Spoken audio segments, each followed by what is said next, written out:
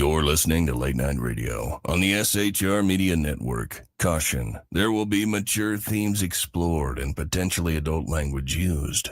If conservatarian words, phrases, certain concepts, or rhetoric offends you, tune out now.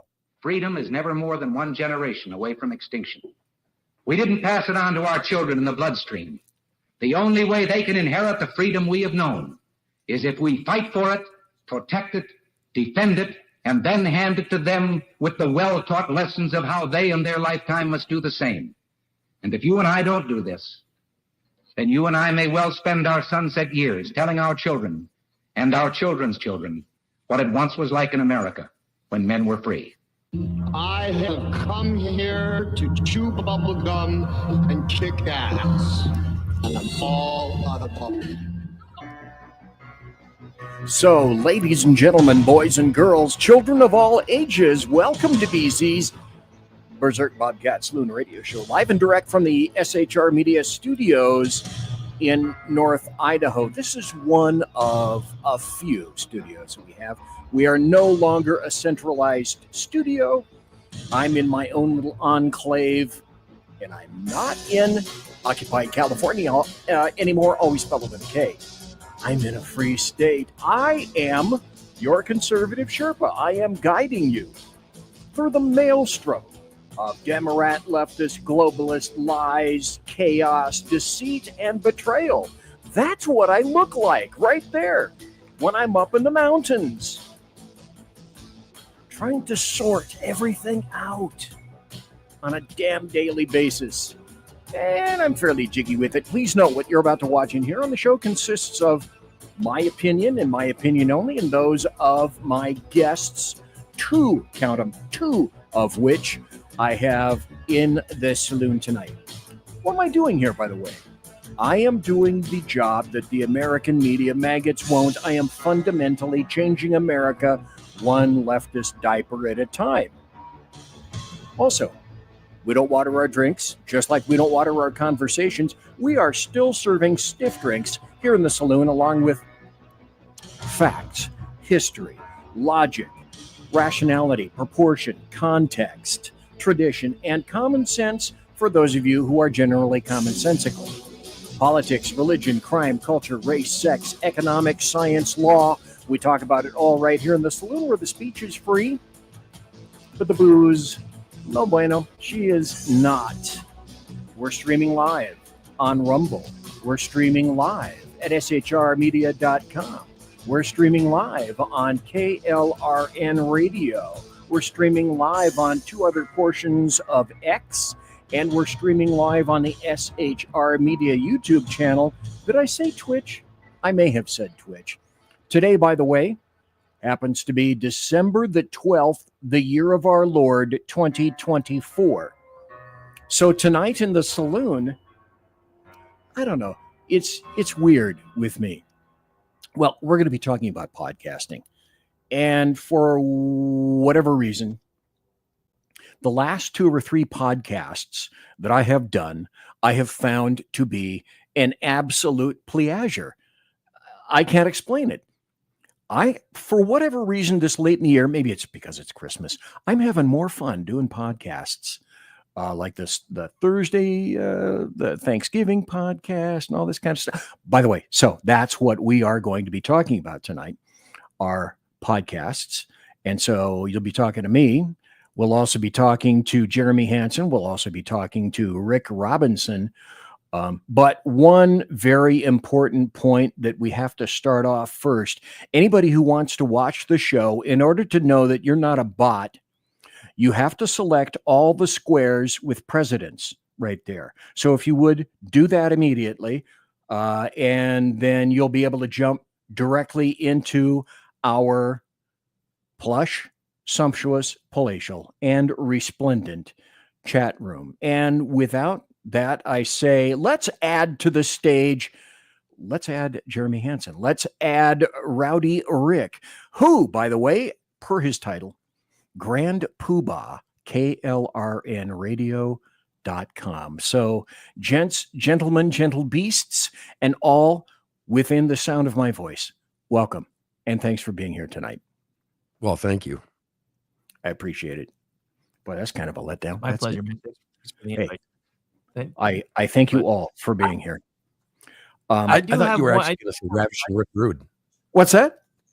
I thought you were Well, actually no, going to say, that would and be a entering the different- ring is Ravishing Rick Rude. Rick Rude?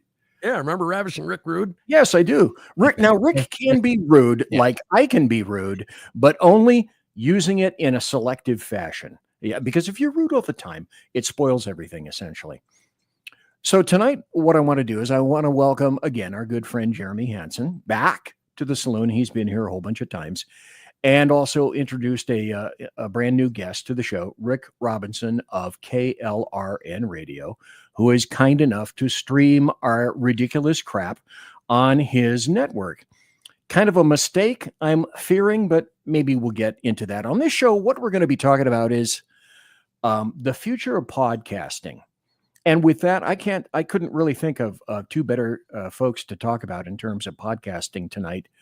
Let's see, I want to talk about terrestrial radio, internet radio, and kind of in general, the ability of conservatives to adequately communicate, not only between, like each other, but with others, whatever messages we have to talk about on social media in various forms of podcasting and podcast hosting programs.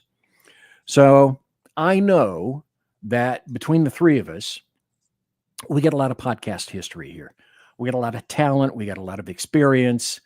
And before we get to the gist of the show, because would it surprise any of you, he asked, to know that perhaps I have 6 or 7 pages of questions to discuss here tonight? Well, that'd be awesome. No, it shouldn't discuss it. Well, it may disgust people, but it shouldn't shock anybody that is true. You guys are huge advocates of podcasting. And before we get into all that stuff, for some of the people that are not aware who you are, because I'm trying to I'll be honest, I'm trying to rebuild the show. I killed the show in 2021 when I moved. I didn't get back to the show until 2023. So whatever it was that I had in terms of an audience in 2021 is primarily shot to shit. And I'll be the first one to say that in terms of podcasting, if you are not consistent, you're screwed. SCROOD, as both of you guys know. And we'll be talking about that. Consistency.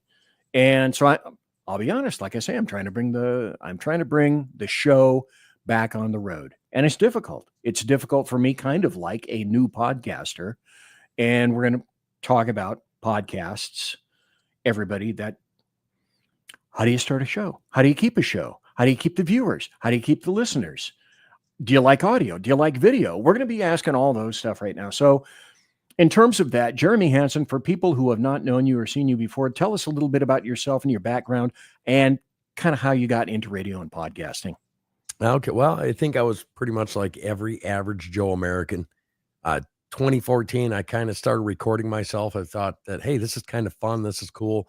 And I was just like everybody else. I am going to get this. I'm going to use my voice, and I'm going to have 1 million listeners right away. That's what I thought. And there was a little company out in California. You'd call in on a phone, and you could have, I can't remember if it was Blogspot or it was something like that, Blog Talk Radio or something. Yeah, Blog Talk. Yeah, Blog Talk Radio. So that's where I started. And, I just was having fun and, started getting a little better. And out of the blue one day, I got an email from Red State Talk Radio out of New York. And yeah, it was like, hey, do you want to come and do your show on Red State Talk Radio? I thought that was a big deal. They had my picture and my show up in Times Square and, things like that. And no shit. Yeah. Times Square. In Times Square on the digital board. Son of a bitch. Yeah, it was fun. But then I moved on from Red State Talk Radio because I found out that there was never going to be any money in it. And for some reason, people in America think that if you get a microphone and you get on the radio, that somehow you're making money. Well, let me tell you, folks, this is a labor of love. And, I moved on from that. I can't even remember. It was Ron Phillips, and he had this internet radio that was also terrestrial. And I got on that, and that was actually one of the funnest times I had doing live radio. I don't think there's anything funner than that. Taking calls, it's just a blast and it's fun.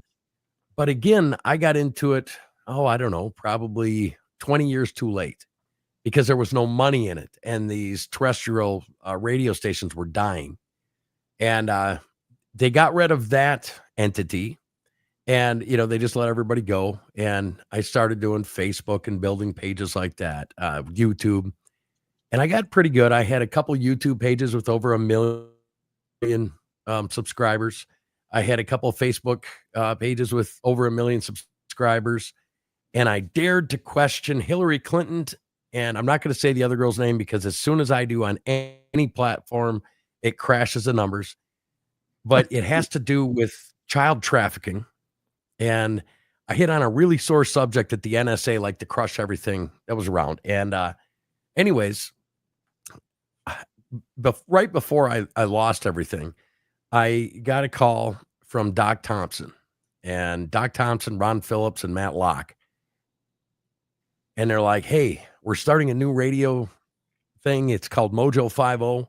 It's going to be hard-hitting politics. It's going to be comedy politics. It's going to be libertarian. You could say whatever you want, but we want you on. And not only do we want you on drive time. So for about nothing better. Yeah, it was absolutely, it was an honor. Doc Thompson was somebody that I followed. I mean, he built the whole Glenn Beck program, everything on there he built. He was the morning show on there. And, that was just, it was going wonderful.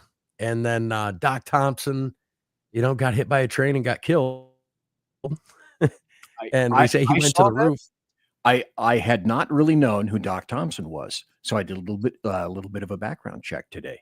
And I looked at that and I thought, why did this guy died like super early? What the hell? Did he have cancer? Yeah. No, he got hit by a train. As in, what? Yeah. If you remember the Apple iPods, do you remember those when they first came out? They were like really awesome. They were wireless. You could carry it in your pocket and just have, he had those on. He was out jogging and got hit by a train from behind and didn't even see it coming, Anyways, after that, Mojo just kind of fell apart. It lost its appeal. You had, you were getting bigger names in there with bigger egos, and Doc wasn't around to stop the infighting, if you know what I mean. So I left there. I went to Liberty One. That's a whole thing all in itself. I was there for a couple of years. I didn't really need them because I had these huge YouTube channels and these huge Facebook channels. And I kind of let my ego get in the way a little bit. And I was like, nobody's going to stop me. But what stopped me was the government. And, back then it was a conspiracy, but now they admit that they were telling Twitter, they were telling YouTube, they were telling on Facebook, you cannot allow this kind of content on there or we're going to fine you. And I was one of the people that lost 4 channels, over 4 million apiece overnight. And my revenue went from family sustaining to 0. And, I tried it a little bit after that. My heart wasn't in it. I took a couple year hiatus and voila, a couple of weeks ago, I came back. Now I've been on your show throughout that time, but I only did stuff that I really wanted to, that I loved doing. I did a passion project called Among Monsters. I finally got my wife to start a podcast called We Are the Hansons, and that's kind of fun. But now I'm back at it full time, and I'm really happy to say in 12 days, I have 82,000 views in 12 days on my shows. And I'll tell you what, I am so thankful, but I think I figured it out a little bit. I figured out the cake. Well, that's what we're going to talk about. And all those views, like I normally say, you bastard. You were given the voice that I was supposed to have, you bastard. So let's go look at Jeremy Hanson. Now, this is primarily where you can be found right now on Spreaker, the Jeremy Hanson podcast, right? Right. And you did your 250th show, if I'm not mistaken, right there. Yep. Yeah, I mentioned you in that. Shows. Well, that's 250 shows now, but I had like 1,500 on there. And after I lost everything, I was so afraid of being compressed and smushed. A lot of the controversial shows that I had, that I even thought they were controversial, I got rid of them and I deleted them. So I've actually kind of went through the 250 and the 500 and the 750 and 1,000, but I got rid of so many because I was trying to keep the legacy alive. And what I should have done was just stuck to my guns and just waited. But hindsight's always 20/20. I know a lot of people, unfortunately, myself included, who started doing a few things. One was a blog, and I deleted it. And every time I have deleted an archive of things that I've done, created, written, etc., I have been super, super sorry about that. I have regretted it every damn time. Well, we're going to talk about analytics and all sorts of other things. So again, Jeremy HANSON, thanks and congratulations on your 250th episode. Thank you. Parenthesis, the ones that you didn't just delete their ass right off the very, very get-go. Did you have, by the way, Jeremy HANSON, did you have an interest in radio when you were a kid? And again, back then, certainly when I was, we didn't have radio. We had, wires and tin cans, and we let chipmunks run up and down the line. I'm the co-designer of The Wheel, by the way. Well, I don't know. I'm not your typical conservative. Like, yes, Rush Limbaugh was awesome. But he wasn't my guy. If you know what I mean. I listened to Mark Levin, and I listened to Pipsqueak Savage. I listened to a little bit of all of them, but I really liked Paul Harvey. I can remember from the time I was a kid listening to Paul Harvey, and there was something about Paul Harvey and the way that he used his voice to inflect an emotion that I connected to way back then. If I were the devil, just there was something that grabbed you. And yeah, Paul Harvey was my guy, and he definitely made me think about it. Now, did I think I'd be doing it? No, not really, but I do think that it's awesome. As a matter of fact, I should like to draw everybody's attention to the fact that if you go to Spreaker, you'll see this particular episode of Jeremy HANSON, If I Were the Devil, and you did the 2024 version of that. And so that's literally in keeping with the admiration that you have for certain radio personnel. Yeah, absolutely. It's what people don't realize, you see these people, and unless you're Howard Stern or, Rush Limbaugh or, what's his name with the big podcast that just got knocked off today? Unless you're one of those guys, these people do this a labor of love. And if you're doing a good show, I think a lot of people think that you look at the news for 10 minutes, you jump on, and then you start talking. What they don't realize is that there's hours and hours and hours. If you're putting on a really good show, it's a full-time job. And until you do it, people just don't realize it. I mean, even tonight, I've heard you and I've heard Rowdy Rick. You both sound good. Okay. Do you know how hard that is to dial in your sound over the internet to make it actually sound good? Do you know how many years that actually takes somebody to get that? Well, 16. Yeah. For me, it was 16, not even kidding. SHR, when I first began with them in 2017, I retired in 2016, and I had to do something to keep myself off heroin. So I was in terrestrial radio a whole bunch of years ago, long time ago, in the 70s. That's how long ago. Now, some people say 1870s, but I'd like to emphasize it's the 1970s.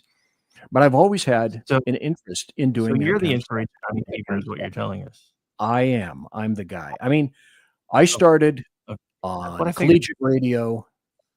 I went to KFBK, KNDE, KOBO, 2 other radio stations in Ohio. And, at the time it was, you either got air shifts because you wanted to make at least a couple of bucks, and it didn't pay for crap. And the reason I didn't continue is because at the time, if you wanted to be in the big leagues, at least in Sacramento and KFBK, you had to be a member of IBEW. And at the time, there was no way. There was absolutely no way. I didn't know anybody. Nobody knew me. My friend who had an inside job with the station manager and inside, he got in. I didn't get in, so I had to get a real job one day. So let's transition. Next in my, not in the way that you think, my newest guest in the saloon is Rowdy Rick Robinson of KLRN Radio. So Rick, basically same question. How did you start? Did you start in radio? Did you go to radio? Then you went to podcasting. So how did you get into where you are right now, / and running an entire network? To be honest, I started on Facebook. So what happened is I actually ran a private security firm from 1998 until 2009. Before that, I was actually in law enforcement, then took early retirement for medical reasons that I'm not going to go into tonight. Took the money from that, started a security firm. I've done asset protection, people protection, property protection, private investigations. I actually used to do even fugitive recovery. But in 2008, 2009, when the economy started dying before Obama ever even got sworn in, because everybody knew what was coming. So by 2009, I was having to shutter my company. I tried to go to work for somebody else, but after being my own boss in that same business for over a decade, I couldn't do it. So I started doing jobs I thought I was going to hate. During that time, I started a Facebook page. And it started as usual, right-leaning Facebook page, yelling, screaming, ranting, and it was fun for like 6 months. Then I got bored. So then I hit up a friend of mine who was an actual, original liberal, not the crazies today. So we started a page that eventually became called Finding Common Ground, and then we figured out how to make it a podcast on Blog Talk Radio. So, our stories are a lot alike. But and the funny thing is, it actually started as kind of a joke because I have a limp for those medical reasons. He actually was born with just his left hand. So the show originally started as kind of a cartoonish joke. I was Wobbles the pissed off penguin with a T-shirt that looked a lot like that flap in the movie. And he was Nubs, the libertarian owl. And so basically it started as Wobbles and Nubs present my 2 cents. And the funniest thing about that show, I had no idea what we were doing. My cousin, who did this kind of stuff, found Blog Talk Radio, got us set up, produced our first few shows, and the first show was so bad, we spent the entire second show making fun of it because I was so nervous. I was talking 90 miles an hour, and my co-host had an old school gamer headset, and the whole time when I was listening to the playback, all I could think of was, Luke, I am your father. Because he just kept breathing into the microphone. So the entire next episode, all we did is every time I started talking too fast, my cousin would pull up a clip of Speedy Gonzalez. And then Dave would start talking. That's awesome. And then he would pull up Darth Vader. So, and the funny thing is, we had so much fun making fun of ourselves for like the first couple of weeks after that we got featured on Blog Talk Radio for making fun of ourselves. And then we took it a more serious direction, and that's when it became Finding Common Ground. And that actually, before we started doing that, I had a friend who had been doing radio through programs like Live 365 back in the day when it was dial-up. And I pitched him the idea of doing an internet talk radio. And he thought it was the craziest thing he'd ever heard. Dial-up. He laughed me out of his office. And that's when I started figuring out how to do it on my own. Well, 6 months later, he's blowing up my phone because unbeknownst to me, he'd been listening to us this entire time. Kind of watched us, find our feet, get featured now twice on Blog Talk Radio under 2 different brands. So he's blowing up my phone while I'm live on the air. And so when I'm done, I'm like, what? He's like, I bought call letters. I was like, you did what? He's like, I bought call letters. He's like, K98fm.com was for sale. I bought it. You're going to build K98talk.com off of it. And I'm going to run the actual radio side. You'll run the talk side. That was 2014. By 2015, we were doing conventions. 2016, we had a team at the RNC. At that point, I had become affiliated with Red State Talk Radio, was somewhat for at least tangentially knew Ron Phillips. And then one of our shows at the time, Fubar, actually got picked up by Mojo. So yeah, we kind of ran all around the same circles. But then eventually I had a falling out with him. So then I had to start over yet again. So then KLRN Radio was born. I had a partner that helped me do that. And then we had a difference of opinion, and she left it all in my hands. Since then, I've started writing for folks like Twitchy. I've done editorials for some other papers and things like that. Now I do all of this full time. But I mean, like I said, I've been doing this off and on, part-time, full-time, spare time since 2008, 2009. So it's been a long journey to get here. But yeah, the funny thing is hearing you mention a lot of those same names. I'm like, dude, I'm not gonna lie, your numbers are better than mine, and I'm bitter about that. But we ran in a lot of the same. You know, I'll tell you, I had some help. Tommy Gunn asked me and promoted me for the Mother of All Rallies as the keynote speaker. And then I don't know if you remember, but in Florida, it collapsed. Like everything collapsed down there like 2 weeks beforehand. That helped. You know, Rocky Stucci helped me a lot. Chris X down there in Houston on the radio. Been friends with him on his show a lot. And it helps, you know, when you like, there's even people I don't like that I've been on their show, like Dominic Izzo in Chicago. You may be familiar with him. I mean, he's you know, like the most anti-cop there is in the world. But I've been on a lot of the right places at the right time, and the good Lord's blessed me. The thing that you learn the quickest when you start getting into radio, there are some guys with some real talent out there. Rob Carson is a good friend of mine. I remember you were probably on Mojo around the same time that Rob Carson was kind of there. And, you know, here's the funny part. Everybody was beating Rob Carson. Like Rob Carson's numbers were nothing. Well, now Rob Carson has a full-time show on Newsmax, and he's got a syndicated radio show around the country. And, you know, he's doing well for himself. And, you know, I'm very happy for him. But, you know, it goes in cycles. It's cyclical, almost like global warming. Well, yeah, I mean, that was the whole thing with Mojo, right? When I almost said Don because I got their names. I was thinking of Don Nguyen for a second.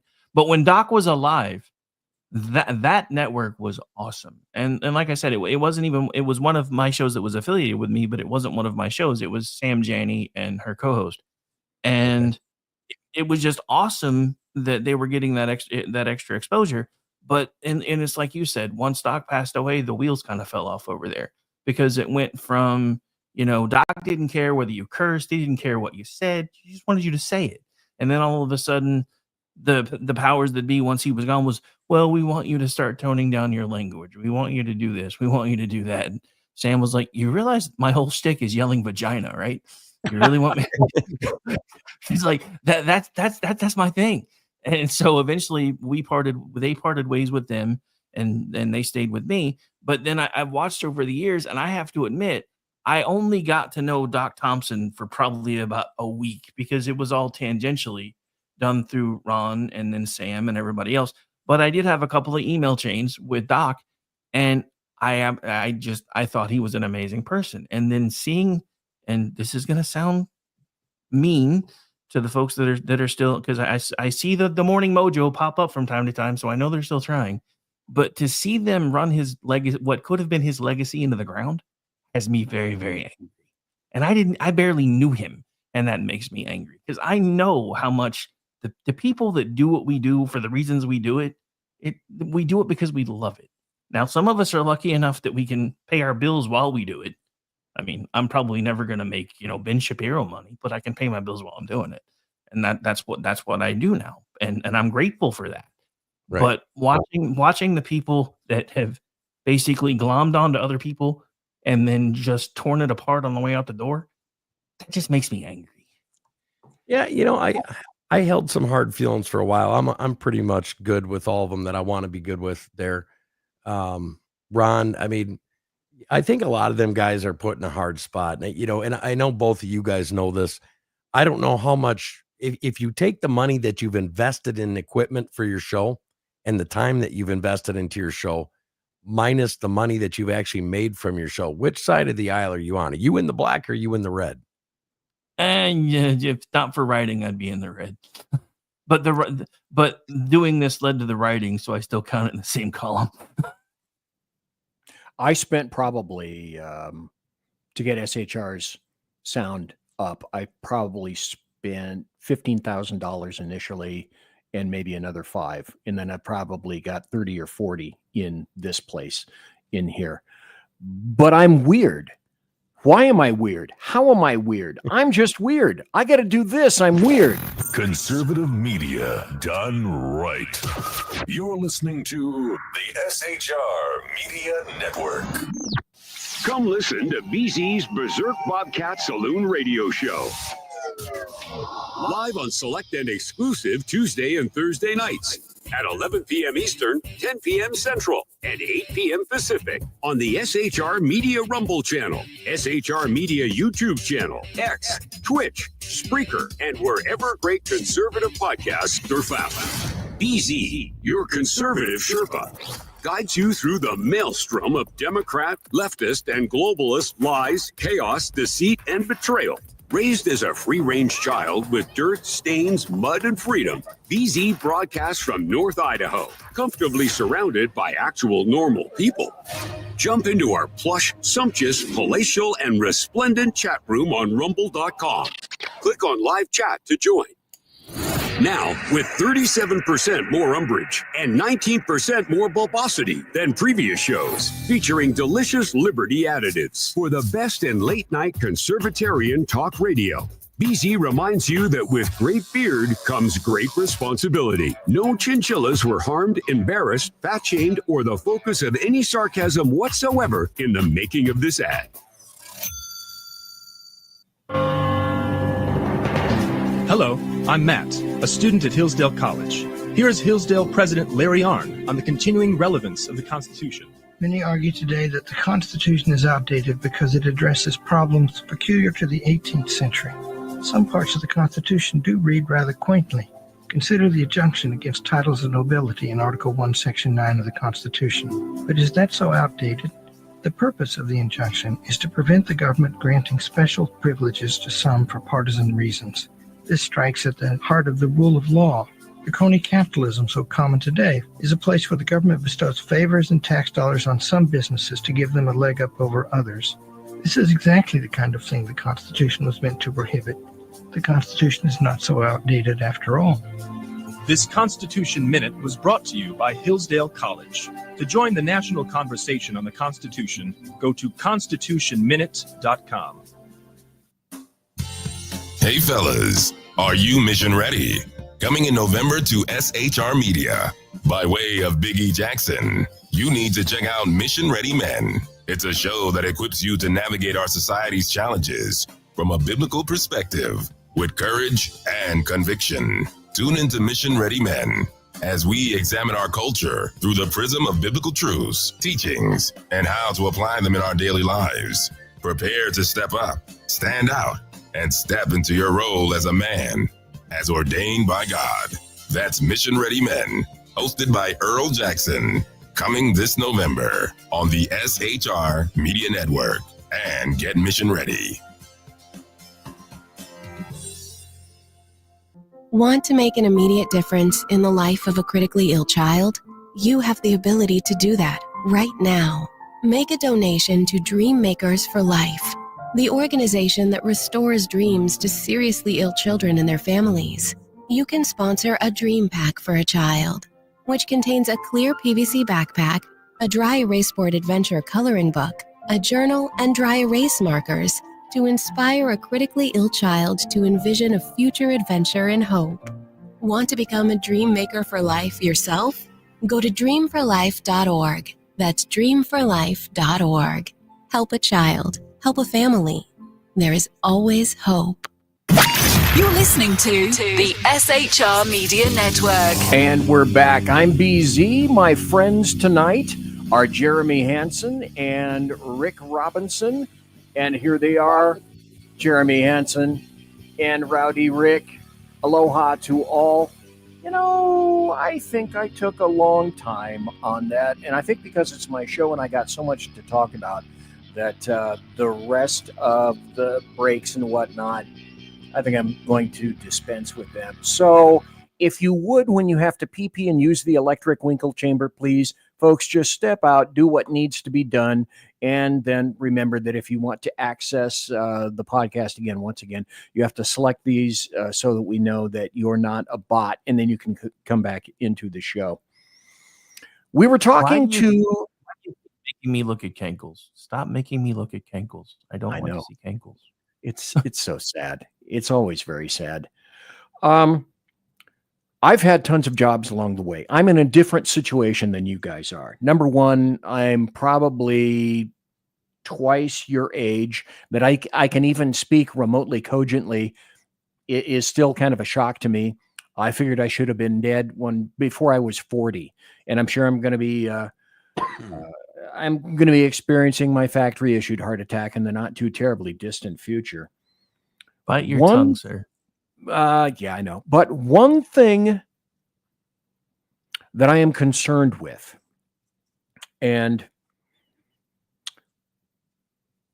because I do this because it's fun. I do this because it's a hobby. I do this because I have a good retirement and I don't have to monetize, nor do I wish to monetize anything right now because I don't want to have anything more to do with the federal government and taxes. You guys are in an altogether different environment. The thing that concerns me about younger podcasters, and I hope this doesn't fit into your situations. There's a gentleman friend of mine who's he was in his late 50s, I believe, early 60s. His name is Ken McClinton, and Ken had TECN radio, and Ken had a show Monday through Friday for 2 hours. And then Ken was like you, Rick. He was in charge of the network, and he had one person, Bonnie Williams, helping him, and that was it. And he was responsible for all the content. He was responsible for everything, whatever it was that went in front of the camera, and it was video. Behind the camera, he did it all. And there were times when he worked 7 days a week. And I mean, not just for a month or two. I mean, he had done that for years. Ken had a stroke on air in November, about a year ago, late November, well, over a year ago. And I watched his show, and Ken is still bedridden. This is an environment like radio, regular radio, terrestrial radio, where, like Warren Zevon says, it'll kill you dead. And so I am concerned when you guys are making money. That's excellent. But what I want the two of you now to discuss, if you could please, is you don't just get a mic, sit down, and decide that you're going to do a podcast one day. There's a shit ton of work that goes on behind the scenes. Could you guys talk about that? Do you want to go first, Jeremy? Yeah, go ahead. Okay. Well, I'm going to say this. Radio is a lot like college. For every hour you spend on the air, you're probably doing at least 2 to 3 hours of prep work behind the scenes, especially in the beginning, because especially if it's just you. Now, it's one thing if you've got a production crew. I've never had one. I've always been my own producer. The only time I've ever had a production crew is when I'm lucky enough to get to go play locally, which happens from time to time here on KOKC Radio.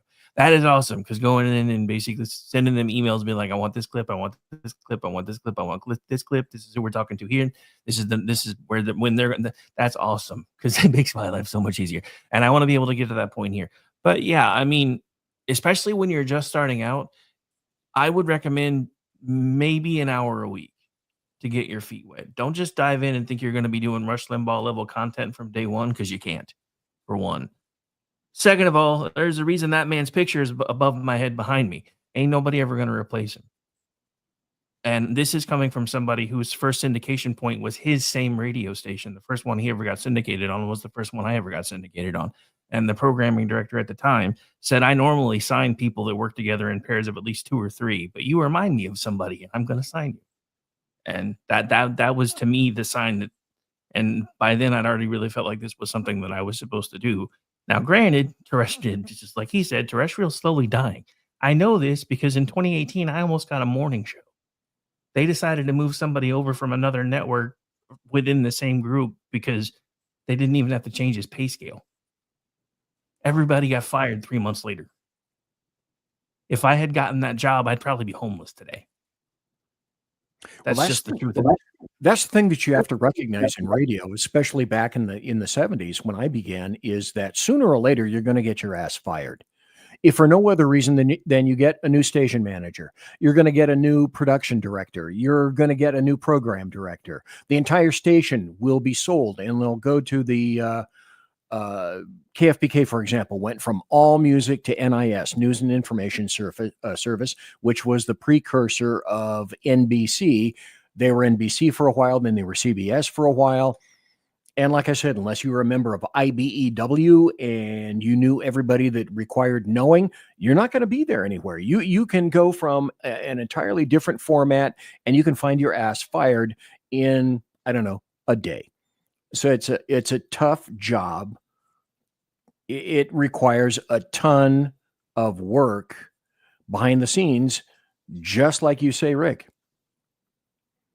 Yeah, and like I said, when I first started, we did what eventually became the Finding Common Ground show. It was originally 1 hour a week, usually on Saturdays. Then eventually it became 2 hours a week, and then the rest of it started being born, like my other longest running show, which is America Off the Rails. I've done that one since I think 2010, and that one came about because after having a liberal soundboard with me for 2 hours on a Saturday, Sunday night I needed to vent. So America Off the Rails was born. And that's when K98 Talk started taking in new clients. And I was starting to check out other internet, because I didn't even know there were other internet radio groups. As far as I knew, I thought I was one of the only ones other than the ones doing it on like Blog Talk Radio.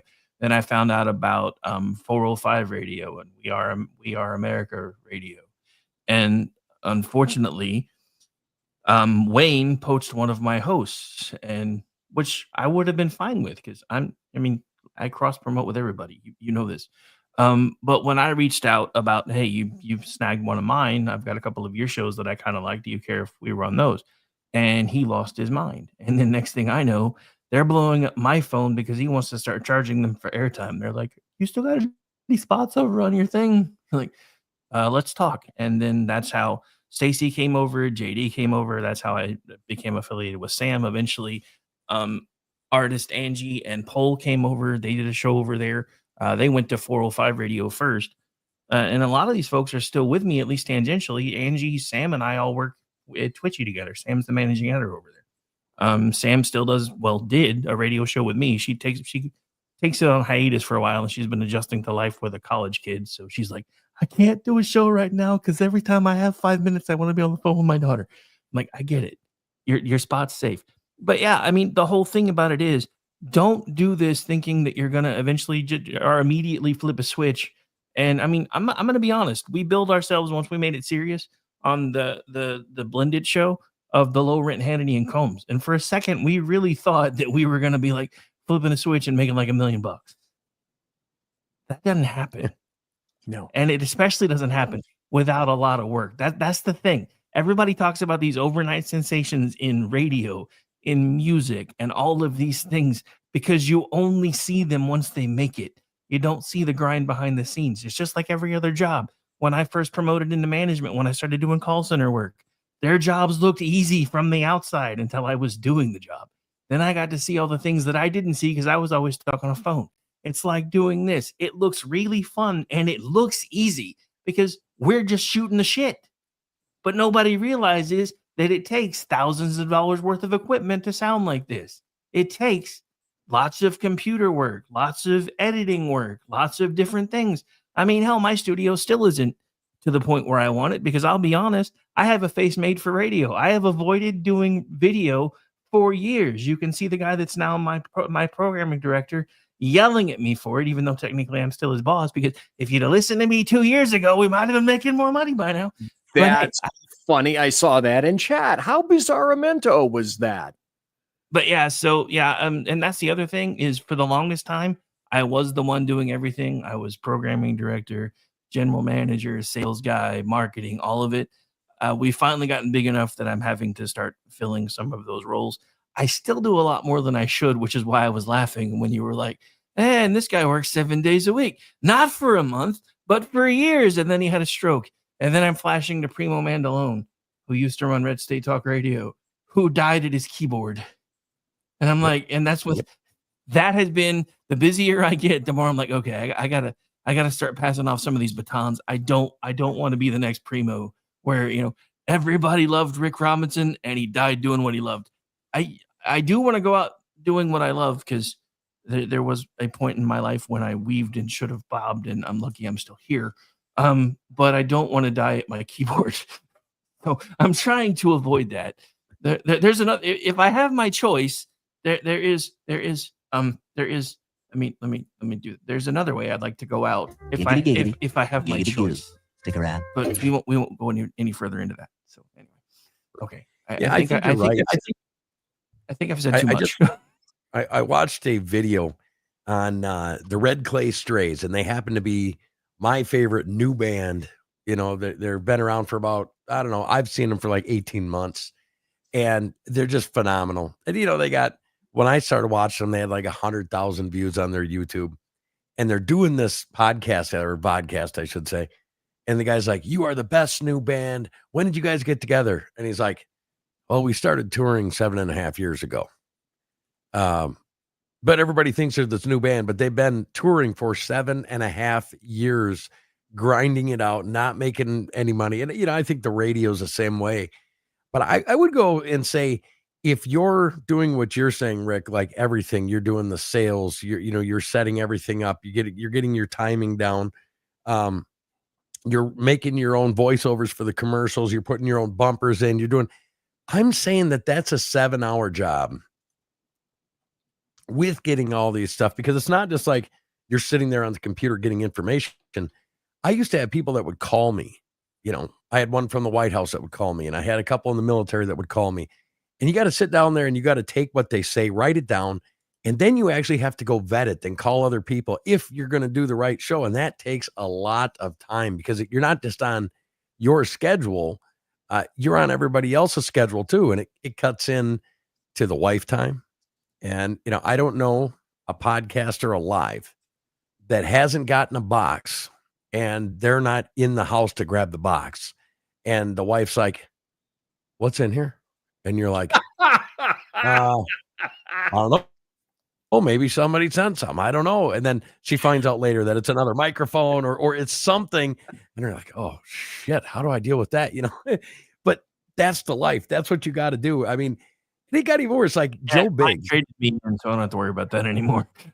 Well, I knew Joe Biggs really well. And I remember before January 6th, he's like, "Jeremy, you got to come out. You got to do." And I'm like, "Nah, some just don't feel right about it, man. I'm not going out there." And then it was like, I don't know, a month after January 6th, Joe Biggs calls me up and he's like, "Hey, can you run a GoFundMe? FBI called. They're picking me up at 1:00 tomorrow." Great. And I'm like, "Dude, I'm really sorry. I don't know what I'm going to be able to do." And then somebody did start a GoFundMe and they shut him down, and he got sentenced to 17 years. And Donald Trump's going to come in and pardon all those people that were nonviolent. So I can't wait. And the reason I can't wait is because that's not how you, oh God. All right. This is not the show for that. I was about to step on my platform. Hey, this is always the show for that. Just let your freak flag fly, sir. Just go for it. It's your show. Do what you I almost don't know where to start. So I won't even begin with that. Just to say that I think that's for those people who were nonviolent. Russia put people in gulags for less. Yep. We put people in solitary confinement who have yet to see a court date for a technical misdemeanor just because some political assholes got frightened. AOC, for example, who wasn't even in the damn building at the time and lied and said she was. Okay, stop, BZ. Again, that's a story for another day. Woosah, brother. Woosah. So, moving right along. Yes, sir. I have to ask you this, Rick. KLRN, I discovered, is a PBS TV station in San Antonio. How did you get KLRN? How did you decide to go KLRN with radio letters. What motivated you to do that? Well, so K is because, of course, I'm west of the Mississippi. So east Right. is east is W, west is K. LRN is because our original slogan was where liberty and reason still reign. So it was L, liberty, R, reason, RN for rain. And then I discovered there was a PBS station using those call letters already. But then I found a technicality. Since we are a digital broadcast network, I can use those as long as anywhere that I put just the letters alone, I put -DB after it, and nobody can say anything. So I did that. Nice. Great. What I'd like to do is move on to we almost have the first hour completely gone. Now that we got some of your backgrounds and whatnot, let's cut to the chase for tonight, which is number one, what do you guys think is the current state of podcasting? We'll get to terrestrial radio. You guys have already indicated what you initially believe, but what do you think is the state of podcasting right now? Glorious. How so? Well, I think a lot of the numbers they give the people are wrong. They're not wrong. They just twist them like everybody else does. You don't want to get into podcasting because there's millions of people doing it. So you don't want to do it. But what they don't tell you is 94% of all the podcasts that have started in the last 3 years are gone. So you're dealing with 6% of them, which means if you're going up against like YouTube, for example, you're smashing them, and you can do it. But you can't be kicking against the pricks, if you know what I'm saying.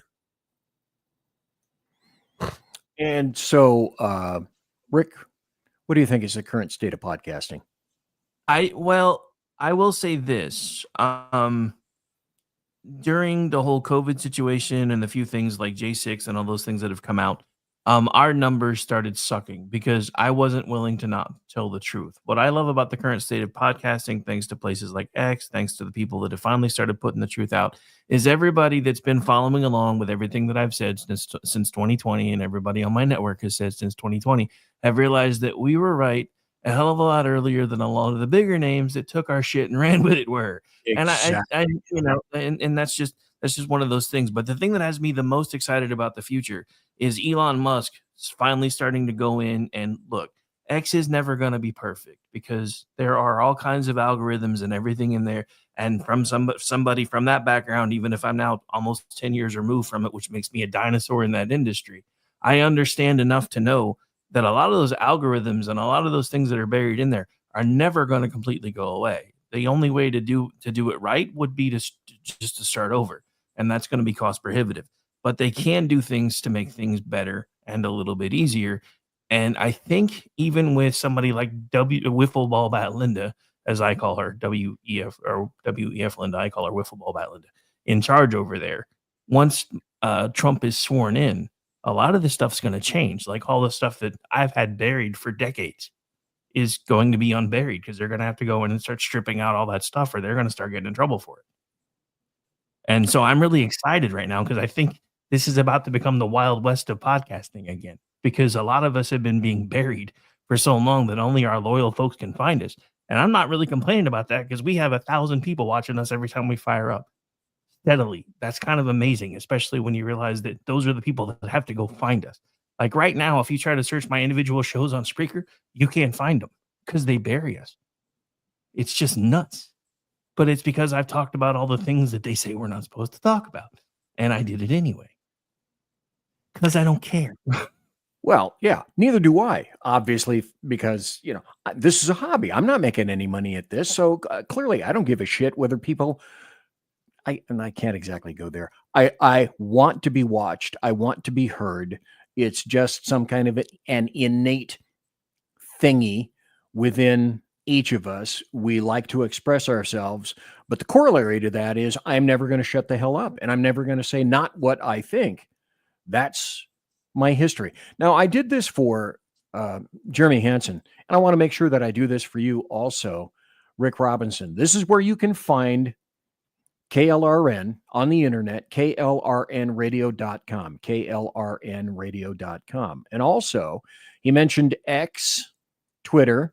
This is at KLRN Radio, at KLRN Radio. And if you want to find out what's going on, wouldn't you say, Rick, that you're most active actually on X, Twitter? Yeah, as of now, yeah. Honestly, every broadcast I do goes over there. It's anytime we go live, it's especially if I'm either producing or if I'm in front of the camera, it's going out on my X feed as well as the network X feed. But we have a YouTube channel. I will admit we have a lot better luck with Rumble than we do YouTube because, YouTube is the devil. But again, I hope that to be changing soon. Or I did until I saw Google's Christmas ad. Now I have concerns again. Oh, Jesus. Oh, my God. Okay. Yeah. Holy. That's never going to stop. Maybe, again, that's a podcast for another day, but it's just, oh, my God, please. We heard a little bit about the possible future of podcasting, which appears to be much brighter. And I think it's going to be much brighter come January 21st. January 20th will be fairly cool. January 21st, I think, will be much more remarkably cooler, in my opinion, as well. But we have to realize that just like the guy that helped to get us into where we are today, a little bit more liberated, that the backsplash and the spatter and the blood satellites that are going to come getting hurled at us from leftists, this will be just the beginning. But I think that everyone here is going to keep expressing themselves. In general, Jeremy and Rick, what do you think is the ability of conservatives to communicate now and in the future? Not just podcasts. Podcasts, we're not talking about terrestrial radio, but just in general, podcasts, communicating, video, and social media. What do you think that's going to look like a little bit in the future? Rick or Jeremy?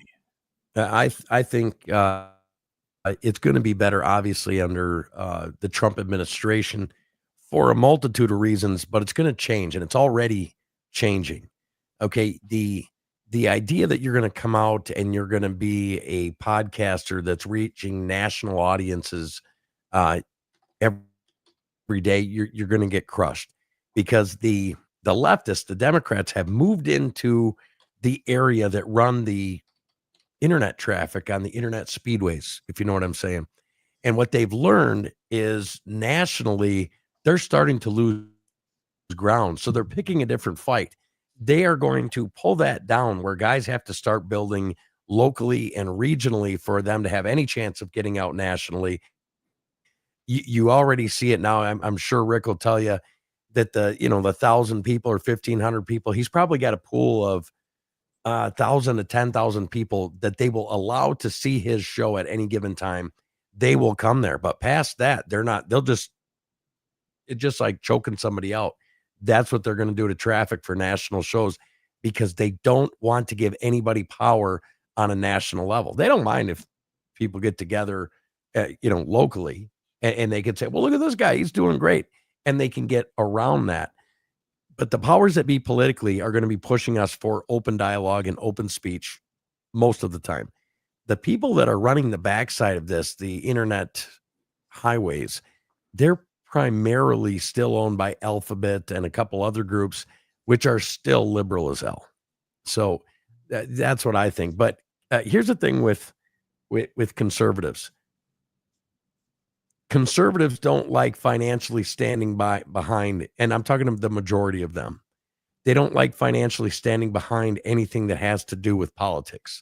They'll give to charity, they'll do this, they'll do that, but they do not like standing behind anything. That's why you always see these conservative people, they're selling gold, they're selling something, they're selling investments that these people get into because because conservatives don't send them money. And you listen to these liberal shows and they're like, if you'd like to support the show, send money to P.O. Box. And they keep running forever because that's what liberals do. So can we have that conversation? Absolutely. Is it going to get better? Well, it's going to be up to the people, and it's going to start literally, truly grassroots in a local area, especially with podcasting.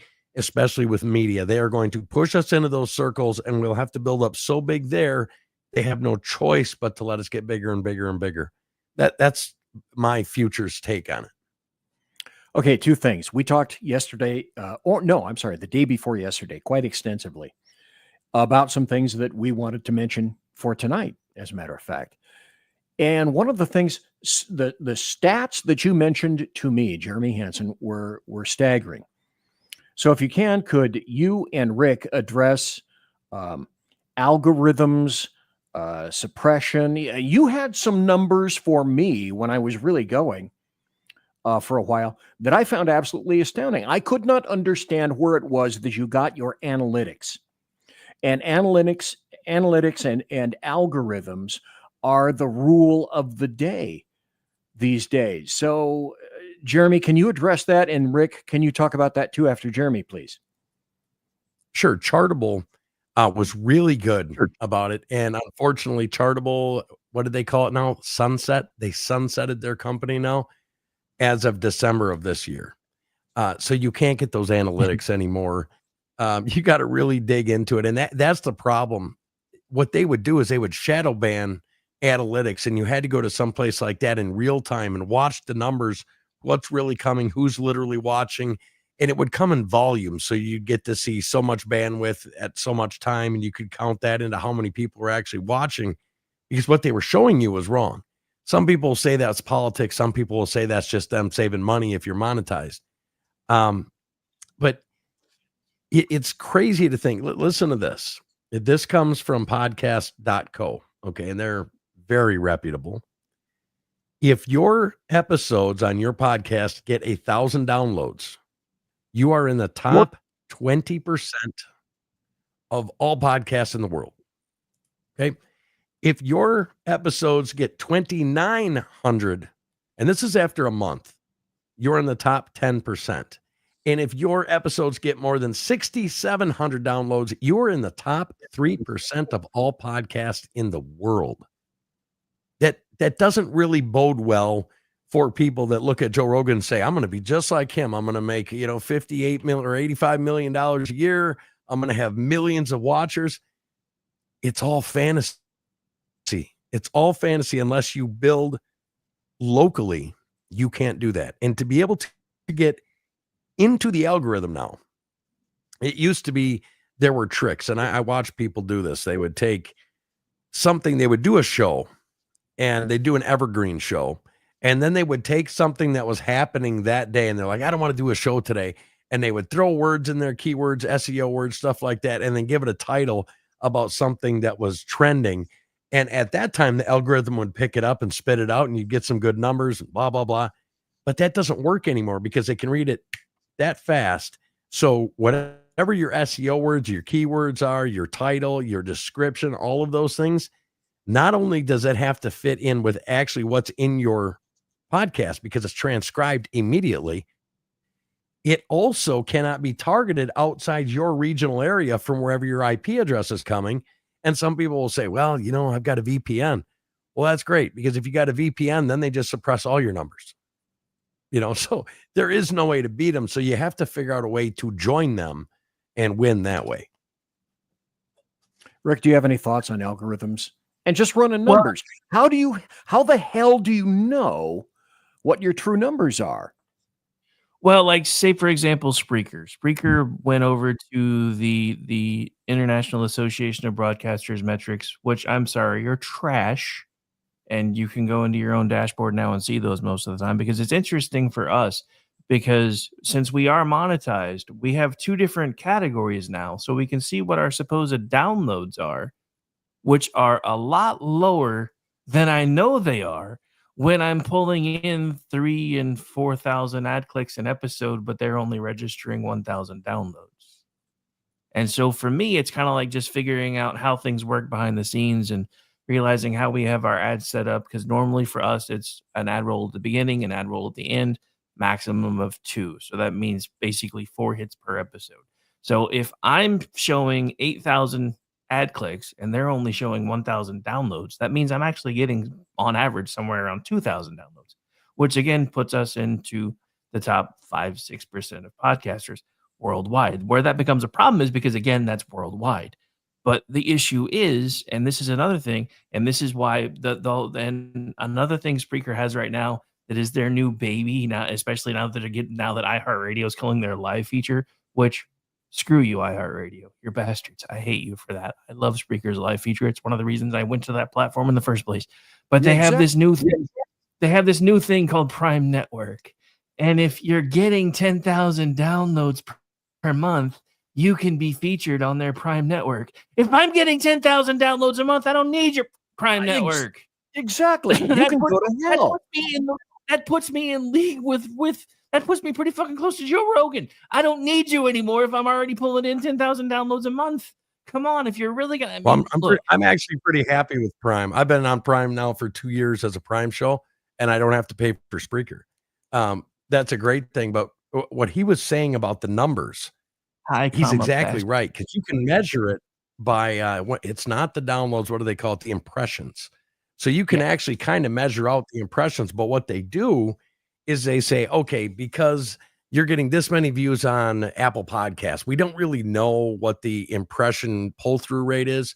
So we're going to throw it into an algorithm, and we're going to have that algorithm figure out how much they think they're actually going through those impressions. And then we're going to cut your numbers back to whatever that algorithm comes out. And trust me, it's never more than, it's always less than. So he's absolutely right when he's running real numbers. And the thing is, we will never know. We will never know how many you're actually getting. All we'll know is that the algorithm is deciding what it factually should say on there, but facts have nothing to do with it. You can tweak an algorithm like you can tweak anything else. Wouldn't you agree, Rick? Yeah, well, I mean, take for example the one of the most recent things I saw with ChatGPT, which is supposed to be one of the smartest AIs around. That stupid thing doesn't even understand the concept of PEMDAS. So don't talk to me about how smart AI is. A lot of these algorithms are the same way. They only know what you teach them, and that's what they go look for, and that's how they sniff things out. And the more things get turned over to artificial intelligence, eventually it's going to work because it learns. But when you first turn it over to it, there are going to be problems, and I think that's a lot of what's going on. And first of all, congratulations for hitting Prime, because I've been trying to do that now for 5 years. I've had content on Spreaker for so long. I'm like, I've been there so long. Shouldn't I get that by default, you assholes? But they said no. So, but and now they've got other stuff. They're not telling. Did you know that they have live host read stuff on Spreaker now? Yes. Yeah, I do. Has anybody that you know got a call about it? Have they got an email? No, they never do that. They dangle it like a carrot in front of people, like, hey, we're selling live host reads right now. So, and then the other thing that drives me crazy with them is some days, CPMs. I'll tell the people what CPMs are price per 1,000. So some people go by the download, some people go by impression. I think one's CPE and one CPM. But there are some days you're making $49.50 per CPM, so per 1,000 views. There's other days that you're making $19.50 per CPM. If you're with YouTube, and there's a lot of different parameters on YouTube for CPM, you might make $10 for a CPM, and then they will cut that by 45% because you only get 55% of everything you actually bring in. So literally per 1,000 views, and they got to fit this. They have to be here for 1 minute and 15 seconds. It has to be longer content than this, blah, blah, blah. So what they do is they whittle you down to nothing, even though they're making money. And the thing about ChatGPT is I use ChatGPT a lot, but I agree with Rick how it's not really that intelligent. But what it is ChatGPT is the algorithm. It is a splinter off of the algorithmic river that's running through our internets every day. So when you, like, I'll give you an example. If you want to come up with a really cool title for your podcast, and you want your title to get a lot of hits and expand its view, then you have to go to the algorithm and say, what's a good title for this? And if ChatGPT gives you a good title for it, it's because it is part of it. Almost like Terminator was part of, what was it? Something? Skynet. Yeah, Skynet. Yeah. So Skynet is the algorithm, And ChatGPT is the Terminator. That's literally the way this is working. Okay, so through who or what, though, when you say the algorithm, are you able to be specific in any fashion? Are you talking about Google? Are you talking about a search engine? From what area are you throttled, or is it everything? I mean, I know I'm throttled, and you've told me I'm throttled on YouTube. I know for a fact I'm throttled on Facebook. Is it all of these things, or is there one big sort of central massive clusterfuck of algorithms whose job it is to make sure that we don't get our voices out? I mean, are we talking about Google? Are we talking about the search engines? Anything specific driving that other than the people that program that crap? Okay. Do you want the everybody's using Alphabet's basic highway though, so they control a lot of the throttling. That's the one thing. So Alphabet, you're 100% right. I would say that's number one culprit. And if you want me to be honest with you, the number two culprit's the NSA. They are controlling what we get. They are controlling what they allow to go out. They're the ones that throw up the speed bumps in the interstate. So you got Alphabet, you got a couple other big ones out there, but they're pretty much like arteries and veins going to a brain. And out of the arteries and veins, you got the smaller veins and the capillaries, and you got things like that. That's all part of one system. And it's all fed, like he said, from Alphabet. So if you do something that Alphabet doesn't like, guess what? You're done. Our good friend Eric Thompson, he had Magabook, and he tried forever to just try to get them to be honest with letting people come to his site. And because they didn't like that business, they would constantly throttle people from going to Magabook, and they would get shut down, and his site would crash and things like that. And it's because they allow the bandwidth. So basically, BZ, they get to decide if they're going to put you on a tricycle or if they're going to put you on a Ferrari with how you're going to do digitally getting in front of other people. They literally have that choice. Let me ask you guys what I consider to be a very important question. And I'm sure everybody has asked this question before, but nobody has really provided an answer, though we may have an answer essentially in our faces right now, our little gazettes, courtesy of Elon Musk. How much of a solution would it be? Because we're having to rebuild almost every aspect of our society in order to survive as conservatives. Mm-hmm. I mean, 30 tech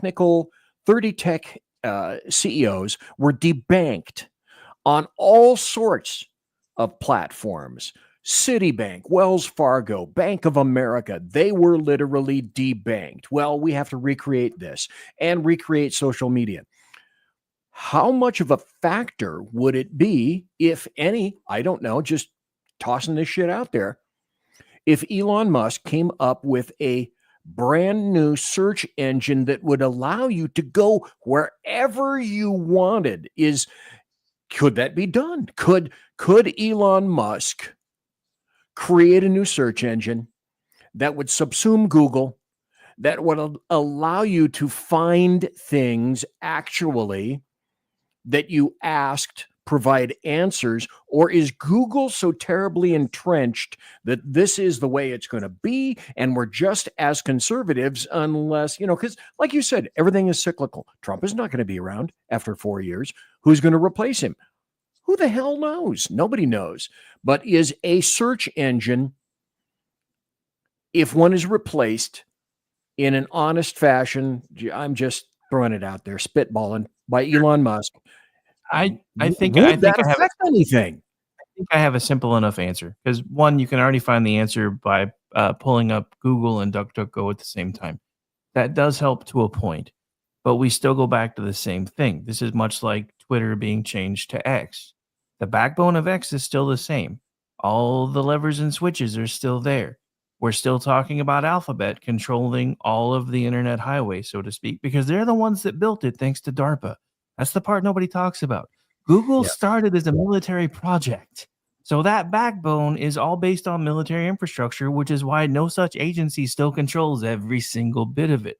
So it's kind of like, the commercials now where they've got what Ted Danson doing we give you the access to the same towers for less money. Right. Alphabet is the towers.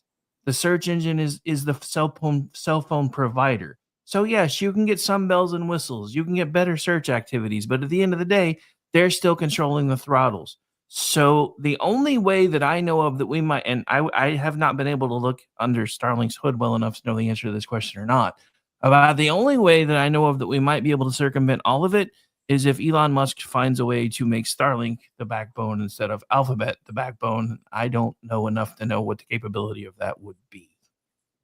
To do all of it, that's about the only way. That's an interesting hypothesis. Jeremy, you were about to say something. Yeah, that's not going to happen. Alphabet is so big. I mean, most people don't have any idea. I think that Alphabet makes more money than like 97 countries put together. This all comes down to money and power. And you asked if we could ever get out of this, if we could ever get away from this algorithm that's running this thing, okay, about money and power. And I'm going to ask you a simple question.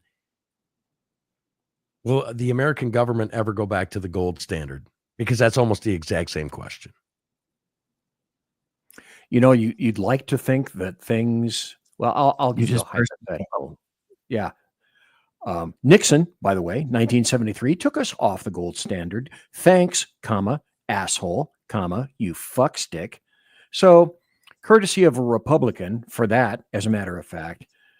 Well, yeah, let's not forget the Republicans also are the ones that gave us federal income tax.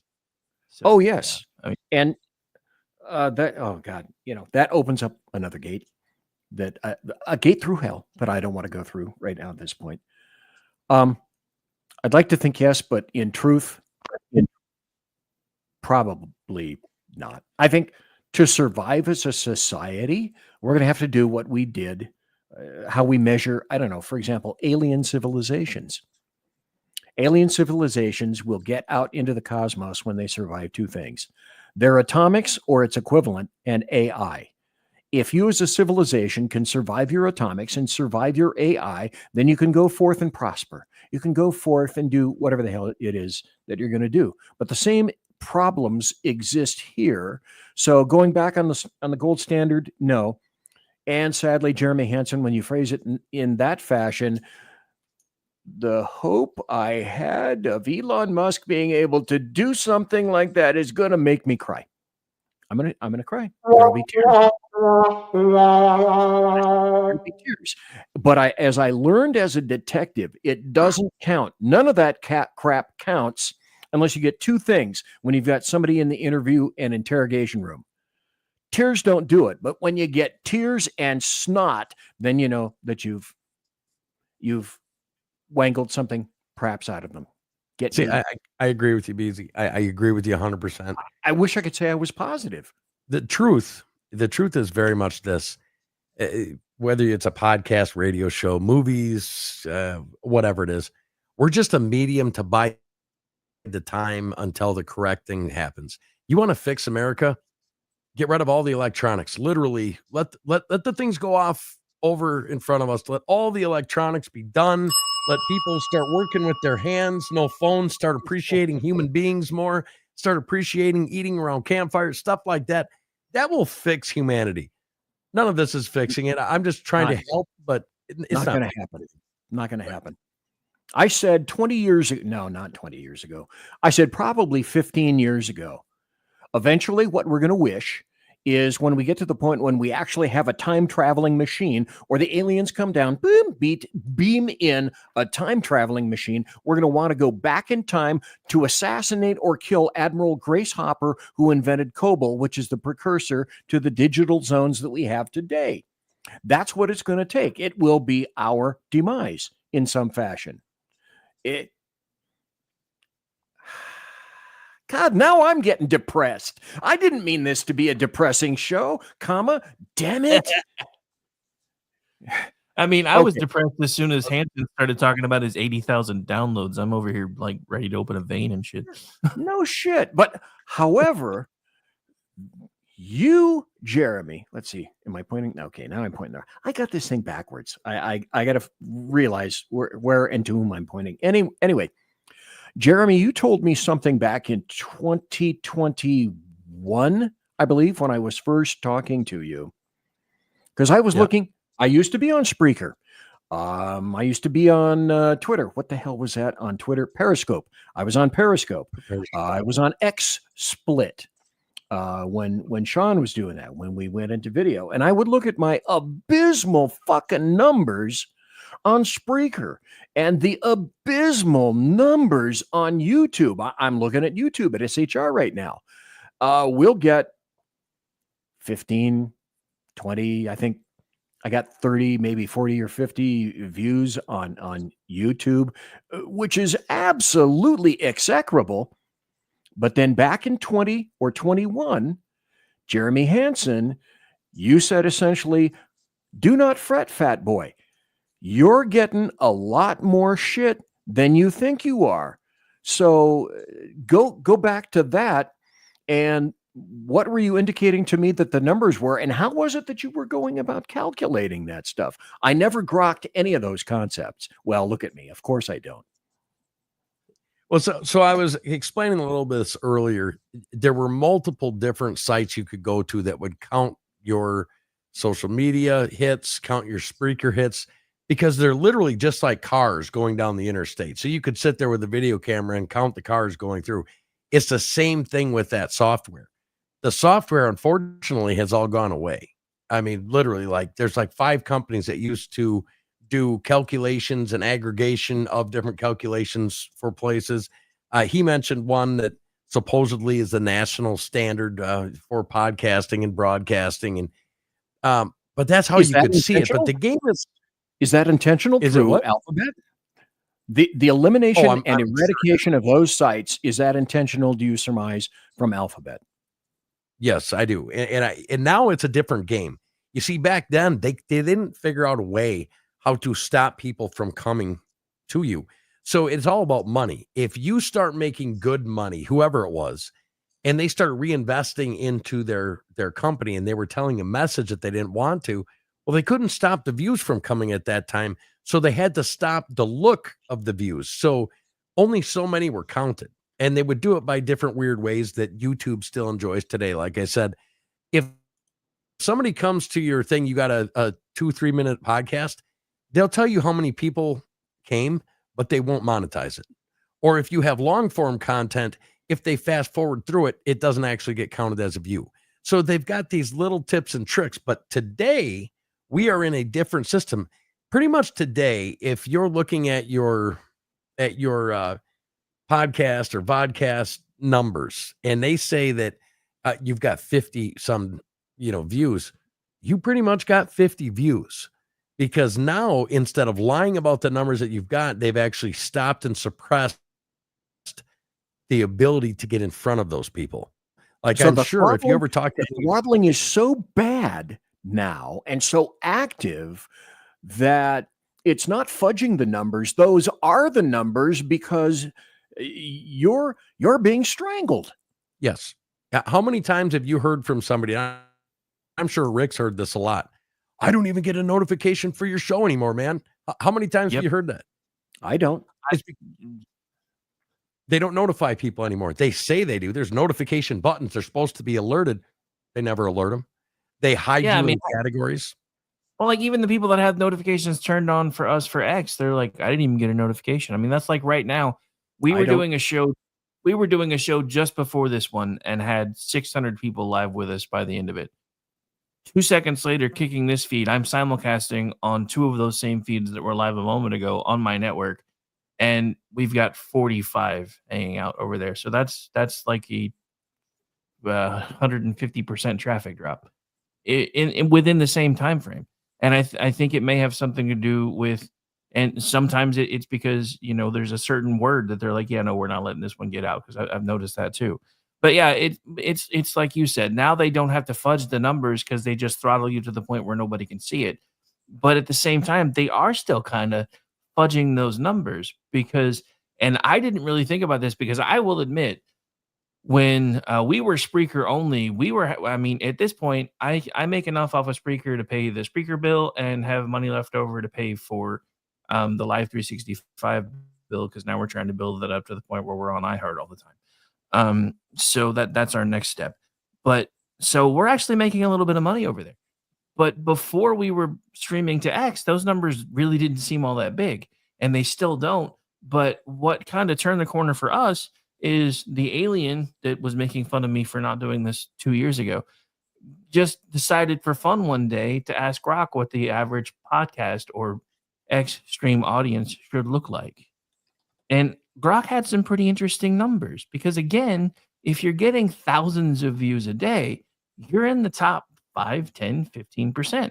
So his answer was, if you're pulling in 25 to 35 every time you fire up, you have a pretty solid niche audience and should continue to build off of it. If you're getting about 50 to 60 every time you fire up, that's when you want to start putting together a plan to maybe find a sponsor or two to start being able to put more ads out so that you can continue to build. And then this is when he floored us, because by then we were already sometimes getting 3, 4, or 5 times the traffic. He's like, if you're getting 200 to 250, think about it like a movie theater. You just filled one up. And that's when my jaw just kind of dropped. And I was like, that is a perspective I've never thought of. And now there are times when we fired up and we filled up an entire like cinemaplex by the time we're done. And that's just amazing to me. And then I have shows like this one where I'm expecting us to have really good numbers because we had 600 people watching us an hour and a half ago, and I've got 50 paying attention now. And I'm like, what the hell? Yeah, it all had to go somewhere, and it all had to be for a reason. But the other thing that we're going to have to take into account, I have occasional arguments over this, is, again, I have a luxury in terms of I'm not going to stop saying what I want to say when I want to say it until the day that I die, whenever the hell that is.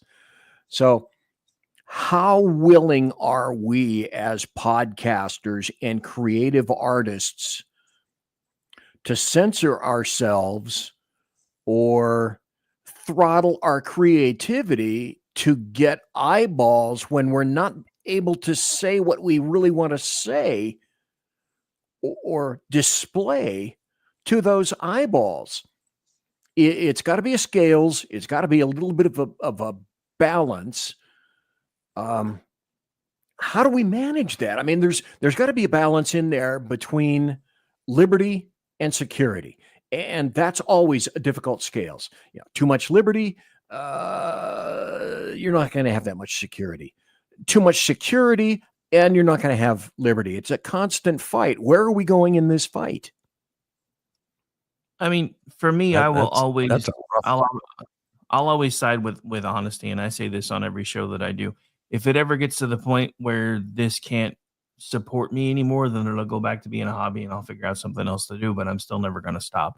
I would rather have the core group that I've built, the family that I've built, the 1,000 people that check us out every day, the few that donate, the few that buy merch, the few that click on the stuff that pays me, than to ever get to the point where I'm having to be somebody else just because I want to be able to get a fancy house or whatever. I would rather just nuke it all and start over.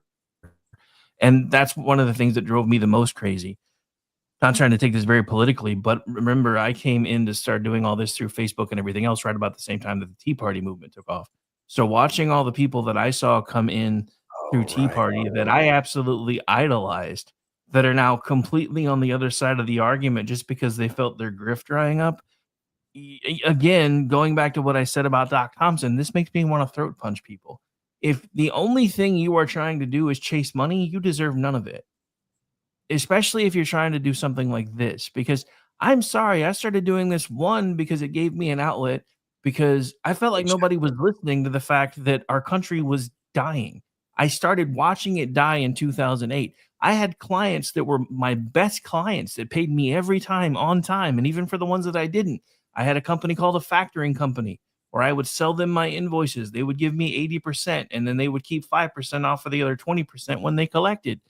By the end of 2008, the factoring company stopped honoring my invoices because they weren't paying them anymore. Because everybody just knew, because as soon as they started talking about Obamacare And Nancy Pelosi, even before he ever got sworn in, as well, we're gonna get it passed, but we're not even gonna know what's in it before we pass it. Everybody started panicking. That's why you're seeing the turnaround in the economy that you're seeing right now. You've got all the leftist media loons going, why is nobody complaining about the price of eggs anymore? It's because we know they're about to fucking get cheaper. That's why. We have hope again. We're seeing somebody who understands how business works being put back in charge of what is, in fact, the largest corporation on the planet. Nobody wants to look at countries that way, but that's pretty much what they are. Your township is a corporation. That's why it has a seal of incorporation. Or should be. They should be. But and that's why. But and it's just that it's, for me, it's just all interconnected. But I would much rather just talk to the same people that I talk to every day that I know listen to me. I mean, I'll be honest. When I had to rebuild from K98 Talk to KLRN Radio, there was one guy in my chat room every night, because America Off the Rails, when I first started trying to make things bigger, I was working all the time still. So it was a late night show. I would do it at 11 p.m. Eastern. It was 11 p.m. Eastern to midnight every night, Monday through Friday. And there were times when there was one guy hanging out in my chat room. And after a couple of weeks, and he was so loyal, he eventually got my phone number. So there were towards the little bit, I was like, I don't know if I'm going to do a show tonight. And I would tell him that on Twitter at the time. And he'd start texting me. He's like, you're going to do your fucking show tonight, right? I'm like, why? It's just you. You're going to do your fucking show tonight, right? Dude died 3 years ago. Oh, man. And all I can think is, because when I got to do terrestrial, because I've been on WNJC, I've done KOKC, and like I said, I got really close to getting a morning show. Anytime I was ever on, he would call in. The general manager of the radio station would text me and be like, why the hell are people calling you from Atlanta? Did they not tell you what I do before you gave me the chair? I already have a nationwide audience, my guy. He's like, we have people calling from all over the country to talk on a local talk show. We don't know what to do with that. And I'm like, well, you probably should have hired me instead of the other guy, since even you lost your job 6 months later. So you're welcome. But no, and that's just me being me, because sometimes I can be an asshole. But yeah, I would rather just keep doing what I do and know that I can look myself in the mirror than to try to change just to make the money come in harder and faster. The funny thing about that is also I'm, after having been relatively new coming back, because, okay, Rick, how long have you been doing KLRN? We founded in 2015, so it's 9 years now. And I'm surprised that I'm getting generally like 100 to 140 or 150 on Rumble. And then you do stats. This is what I also appreciate, is you do stats on your end for KLRN. I had a guy on, Mike Fitzpatrick, my cybersecurity guy, and you said, hey, 316 people watched that. The show prior, 420 people. To be honest, that shocked the living shit out of me. I'm not doing it anywhere else. Certainly not YouTube. Nobody's doing it. Nobody on SHR is kicking ass on YouTube. So I have to ask you also, I'm curious, I don't know the answer to this. Rick, do you even have a channel on YouTube for KLRN? We do, but honestly, it used to just kind of be where the YouTube version of the Spreaker shows would go, which they don't even do anymore. We have like 100 subscribers over there, and I'm lucky if we get, we've had some that I've been surprised. Like occasionally I'll have one on Facebook, all of a sudden showing like 300 people have viewed it. YouTube's kind of the same. Every once in a while I have one that pop up and says, oh, 350 people have watched this, and the rest of them are like 5. And I'm like, okay, what is different between this one and this one? Because I'm trying to figure it out. And there's nothing. There's nothing. It's just something got kicked that day. And it's like, and this is one of the things that still drives me crazy about X, because with X, there's what I call a thermal there. For those of you that have ever done any type of work in the Navy, anything like that, you know what I'm talking about. For folks that, do the whole, boats, the ones actually under the water, there's a spot in the ocean where you go deep enough, they can't find you anymore. Because, and I feel like X is that way, because there are times when no matter how hard I push, nobody can see me, but then I'll have a tweet or something that'll take off right before we go on the air. And the next thing I know, there's 1,500 people on my channel on X. And I'm like, I never get this traffic. And it was weird. There was one night and the main host wasn't even on. It was her co-host and me filling in because she was going to be gone for like half the show. The next thing I know, there's like 6,000 people watching that one. And I'm like, what? Why can't I not duplicate this? Because there was no rhyme or reason to it, but everybody's channels took off. And the one thing that I thought of is, oh, wait, that was when I made a really smart ass comment on a CBS post and they got 50,000 views. I guarantee you that's why they can see me now. 2 months ago, I think 2 months ago, I got 1,500 views on on Rumble. I don't know why.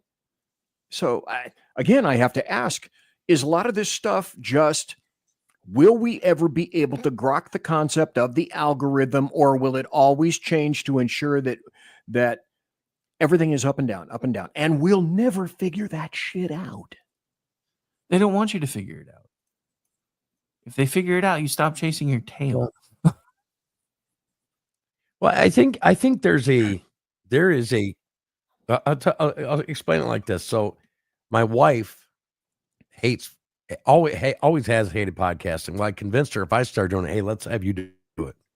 So last week she did 4 podcasts, and we're not talking about podcasts like this. I'm talking about her sitting in front of a microphone, talking about being pregnant when she was 18, talking about big family life, just a totally organic speaking. Sounds good because I produced it afterwards, but she put it up. I put in the right keywords that I kind of figured out just by going back and forth. That was last week. She's got 2,800 views on 4 God bless her for shows. that. That's great. Yeah, 18 minutes, 40 minutes. I mean, there was no length, there was no nothing. But like he said, they don't really want you to know. But I can say this: I think ego gets in front of a lot of podcasters. And ego's your worst enemy, because you have to follow, like you guys are both canoers, right? You guys both spend a lot of time in a canoe. Oh, sure. Right. Yeah. Look at me. I'm a canoe prime right here. You look like a canoer. You do. You're the conservative Sherpa. I mean, you had to have canoed. Yes, of course. Okay. I have. Okay. So, well, yeah. So how many times have you canoed upstream in fast water? Not much. Well, imagine looking at the algorithm is a river. You can't fight against the river. You can't do it. And as far as making money or, staying and saying what I want, I think that's where you separate the men from the boys, because at some point you have to be able to be critically thinking about how to get a message across to get around the fascists. Okay. Because that's literally what it is. And since the beginning of time, there have had to be people that pass code, that pass certain things the way they said, and learn to rephrase the things they said to allow them to teach other people. And I think that that's very important. And the truth is, I've met so many good people, like patriots, heartwarming people that tried to do the right thing in this business, and they just got tired of it because they were throwing money away. It was causing problems with their wife. I mean, and they were good people. And then I have met some of the scummiest shitbags in my life that called themselves conservative radio hosts, just shit ass people. And you got to get rid of them too. It's almost like we need to clean our backyard. And then we got to get very intelligent and smart, which we've always been to people. The conservatives were always the intelligent, common sense, work really hard, take care of each other people. And I just don't know what has happened. What do you guys think happened? Well, over time, we took our eyes off the ball. I think for decades, we took our eyes off the ball.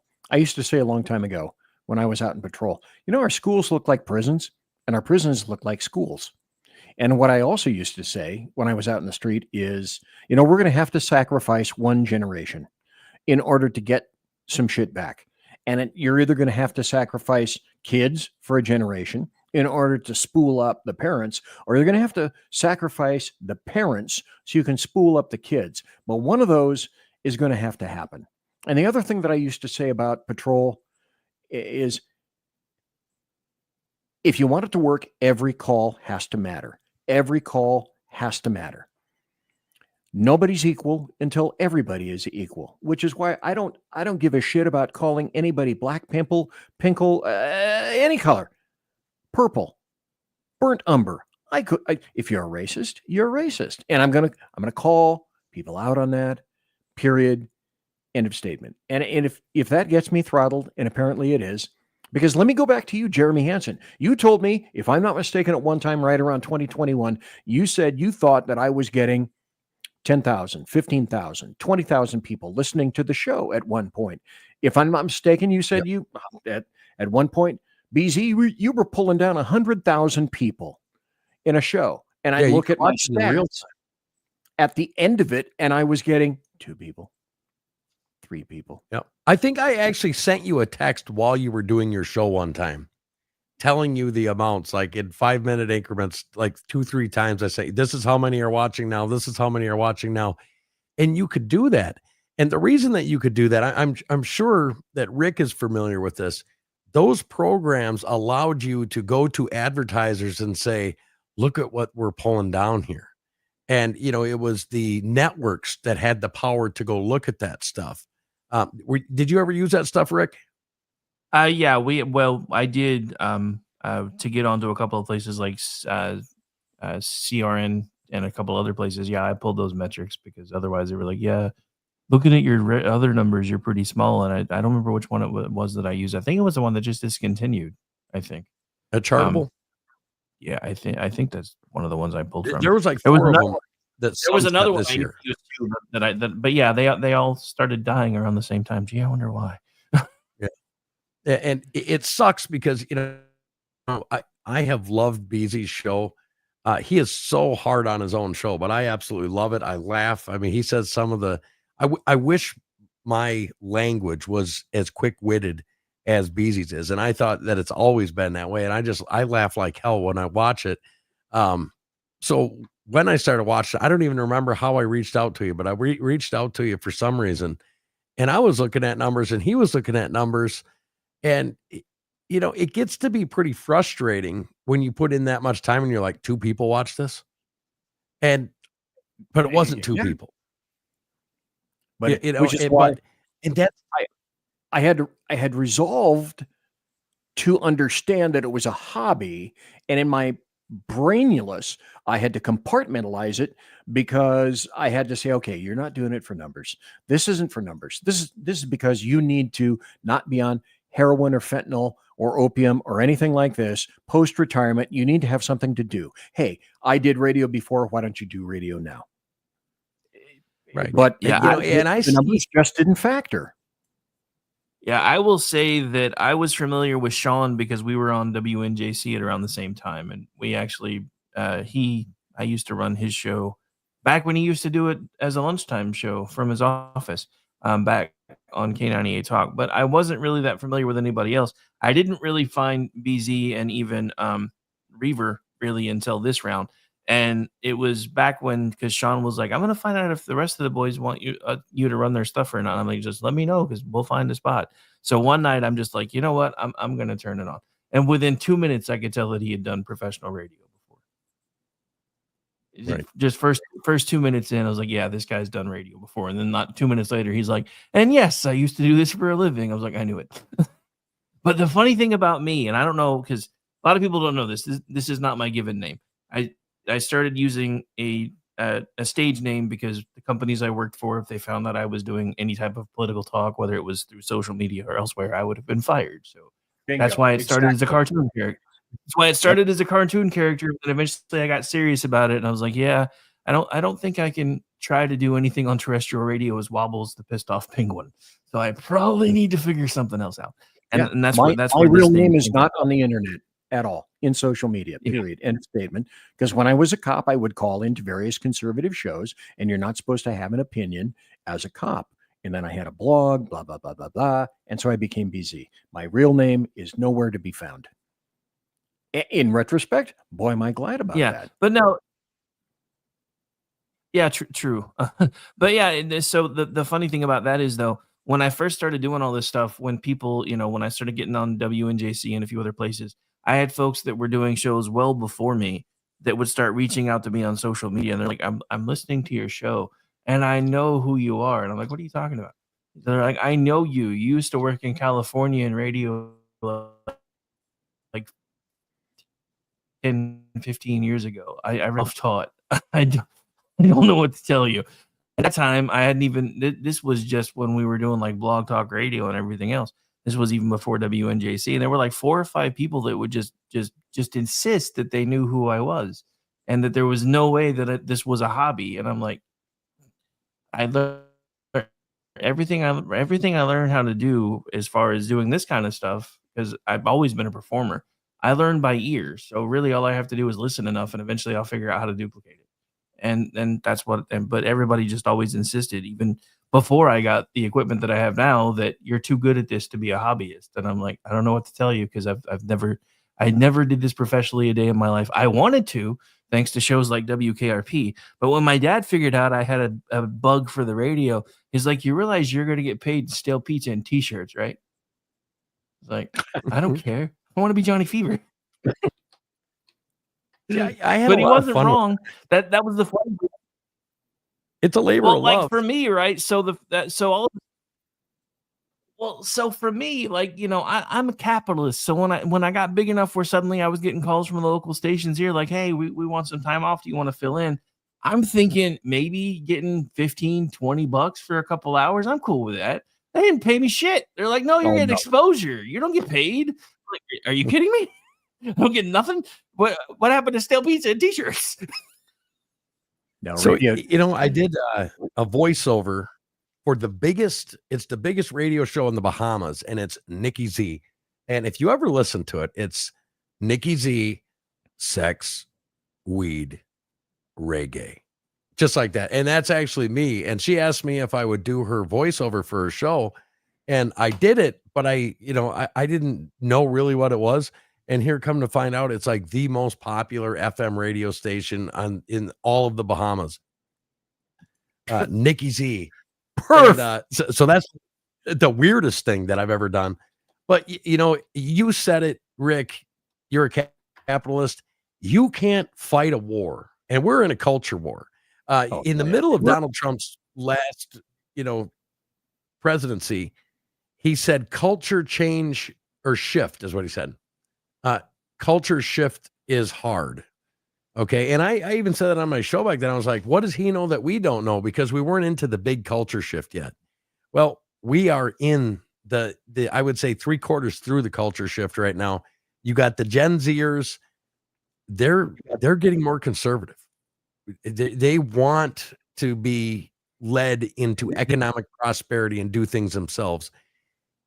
You got the millennials still fighting. You've got the people that have a lot of money still fighting. You've got the leftist, the demo-Nazis out there,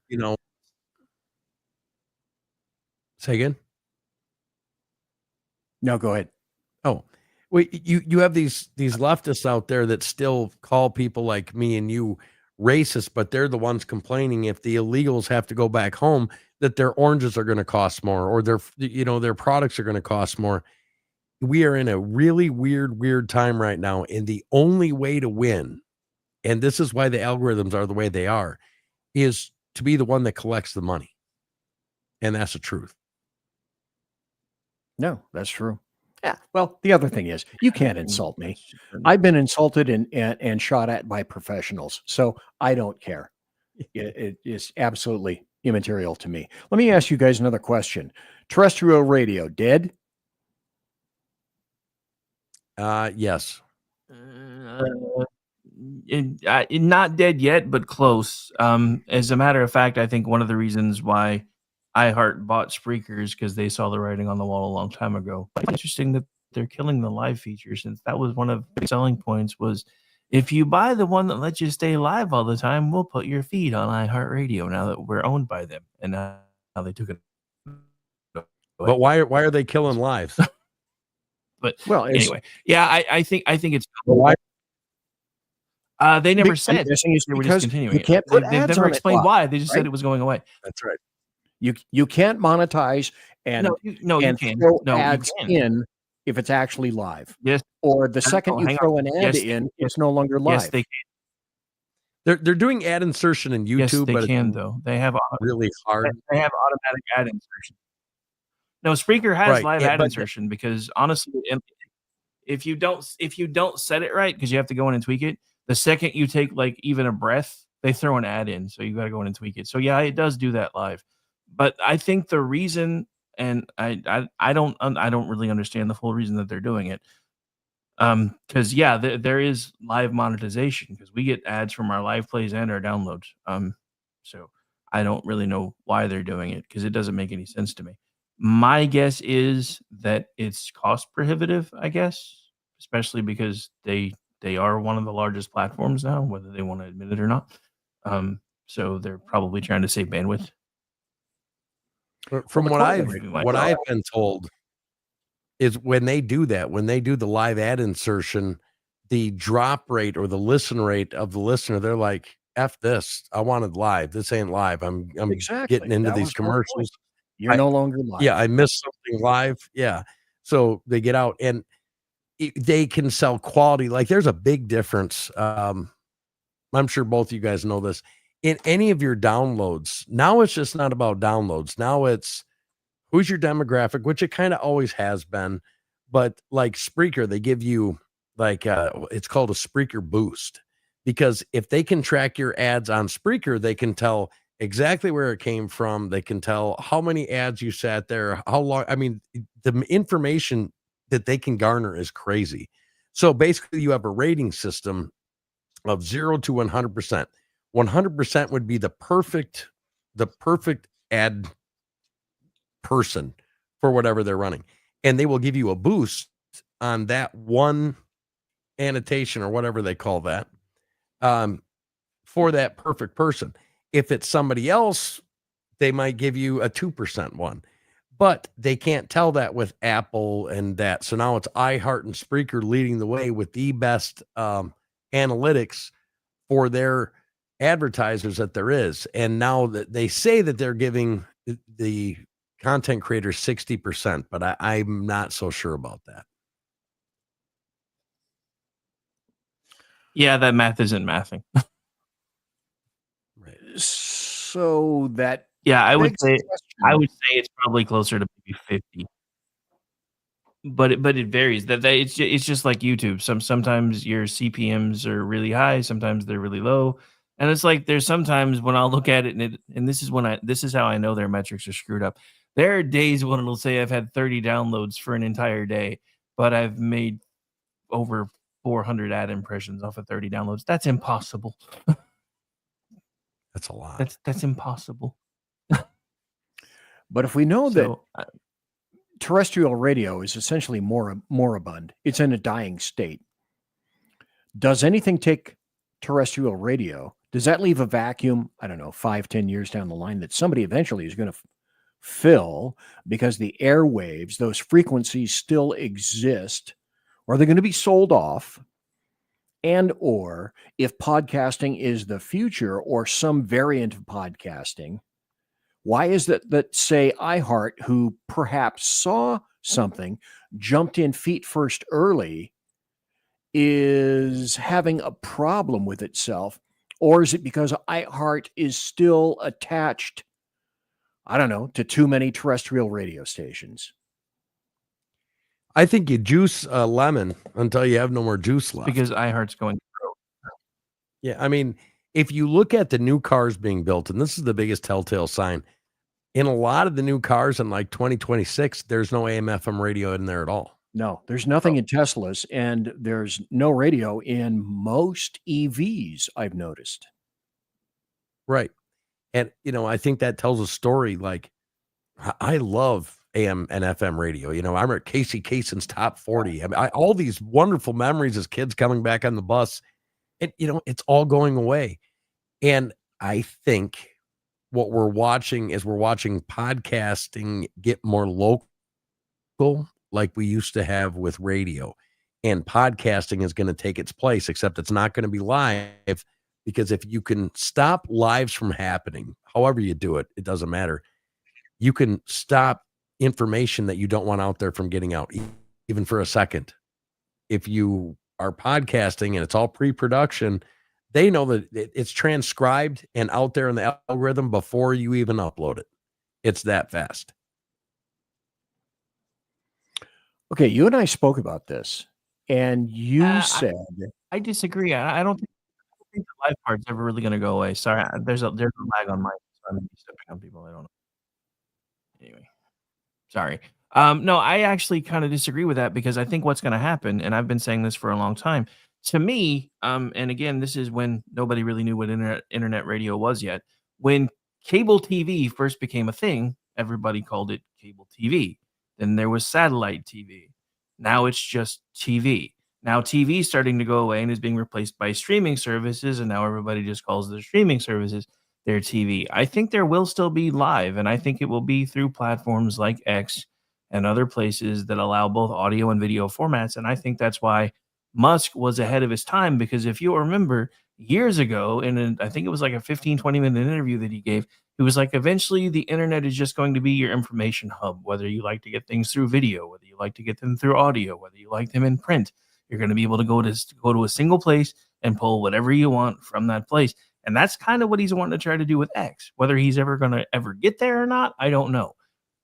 But I understand what it is that he's trying to do. And I think you're right about one thing. They do want to try to limit information, which is why they're trying to get rid of radios in the cars. And it's why they've allowed folks like Soros to start buying up radio stations, which is insane, especially with all the red tape they cut through to make that happen. But people still find a way. And that's why you can still get live programming if you know where to look through places like X. There are alternatives to iHeart, which is TuneIn Radio, things like that will carry live broadcast. So I think we're still going to find a way to get it done. Just going to depend on who's stubborn enough to do it. Yeah, I think you're right about that. I kind of watch that with Facebook. However, at the end of the day, people just get lazy. Like if you don't give them one button to click, they're not going to sit there and go through 10 different buttons to get to somewhere because they just don't have the time. We're in a fast food society where everything's got to be fast. And you will get the same, group of 400 people that'll follow you around, and it'll be a big echo chamber. But for them to get their friends to come over, I can just hear it already. Man, you got to press 2 buttons to get there, and then you got to wait 15 seconds for it to start. Yeah, I can just hear it. I hope I'm wrong, but I don't know. You and I spoke about that, and you said that's one of the problems with my show is the fact that I've got this lead up to it where I got to look over here, and there's Rumble. I got to start Rumble. Then I'm looking over here, and then I got to start StreamYard. And I'm noticing there are a lot of people that are doing that same thing if they want to stream live. So we've been on for almost 2 hours, so I'm going to have to wrap this up in some fashion.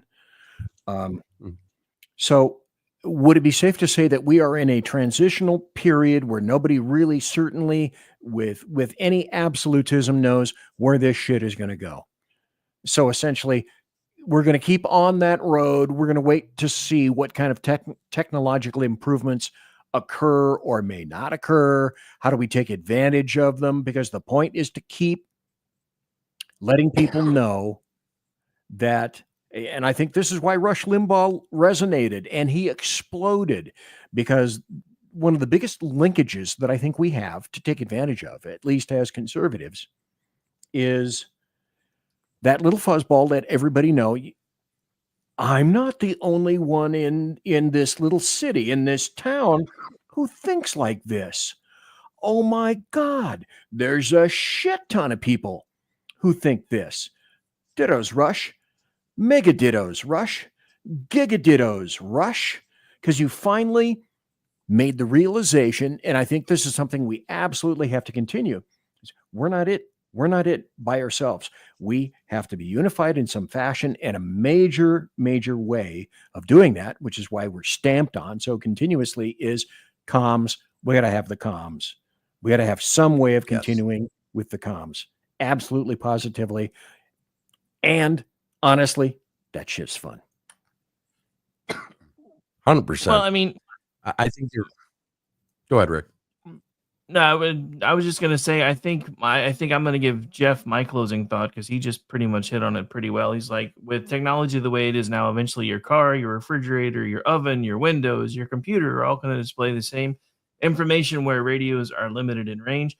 Radio syndication was the lead of the modern podcast, where now the devices we have to listen to and require syndication, but I'm losing it now because my computer's being stupid.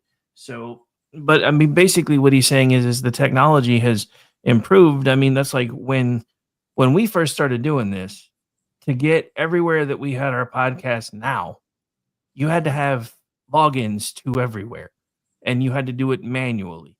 Now they've gotten it to the point where, like on Restream, like for us when we go live, I can immediately be on our YouTube, our Rumble, our X channel, our Facebook channel, all at the same time with a single flip of a switch, as long as I set it up in advance. Spreaker's the same way. We automatically go out to places like, Joe Rogan's favorite place. We're on iHeart. I've got some podcast syndication group in India that I've never heard of before, where apparently we're pretty fucking popular over there. I don't really know why, but apparently they love us over there. So, I mean, some of it has made it easier, because when I first started doing this, it was hard. And I remember even before iHeart bought Spreaker, there were like a million hoops you had to jump through to even be considered to be put on there. And the first time I got a podcast on iHeartRadio, I thought I was the shit, because I was the first person I knew that did it. It was like, I got a podcast on fucking iHeart. Oh my God. And everybody that was just starting to come over thought the same thing. And suddenly everybody was like, we want to be on your network because you're getting shit on iHeart. And then the next thing I know, we got our security clearances to go to the fucking RNC, all because we were on iHeart, because that's where they found us. They're like, well, that's pretty huge.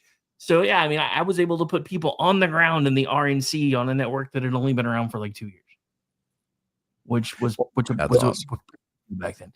But yeah, so I mean, I don't know what's going to happen. But then again, I didn't know what was going to happen when I started all this. I had no idea when I started this 16 years ago that I would be working from my home, doing everything I do from a little studio in one corner of my house, where I write and thousands of people read, and I talk and thousands of people listen. And I've got people that donate. I've got people that buy merch. I never thought any of this was going to do this.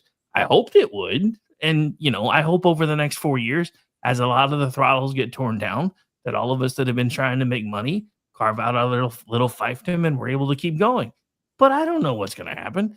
Nobody does. All I know is I've been doing this long enough that I've watched 6, 7, 8, 9, 10 other networks come and go, and I'm still here. And I'm going to be here no matter what, because I'm never going to quit. Which is a super cool thing. And that's what I appreciate by people that are persistent, like yourself and like Jeremy and lots of other people out there. Don't give up. Don't give up. I mean, I'm making winky little numbers, which may or may not be winky. I don't know. I'll never necessarily know. You're mentioning the Internet of Things. So Jeff in the chat made a very interesting comment for the future of us, which is bandwidth. Can this survive the bandwidth? Where are we going to get it?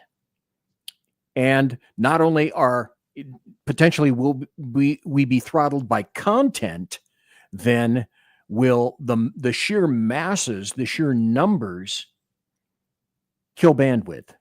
Or is there some kind of a new technology just over the horizon we haven't even seen yet? Quantum computing. Google's already told us they've invented a hell of a quantum computer. Whether anybody's going to trust it or not, we'll never know. But they've already announced that they've created one that can do like a bazillion computations in a second. So who knows? I've decided that I'm not doing video. I have no desire to do video except for video shorts and social media. One reason is exactly what you just said, because I can run under way, way lower bandwidth doing pristine audio, almost like a Rembrandt of the airwaves. I can do that with hardly any bandwidth and allow more people to be there. And I also think that when people consume what you want, what they want, when they want, it's easier for them to grab something and go to an audio file and download it while they're mowing the lawn, or playing it in their car or something like that. I think it gives you more opportunity. And the last thing is, I have a face that was made for radio, and I should probably keep it there. And I've never been a techie. I can get this stuff up and running, and I can do it well, but it takes the fun out of it for me to do a very well produced video show when I could do 10 times the job with an audio show. And I'm a little bit like Rick, except for I am kind of tired of dealing with the wrong people. And I have decided that if the wrong people get in front of me this time, I'm just going to burn them down. I'm not going to be nice and play the games and anything like that anymore.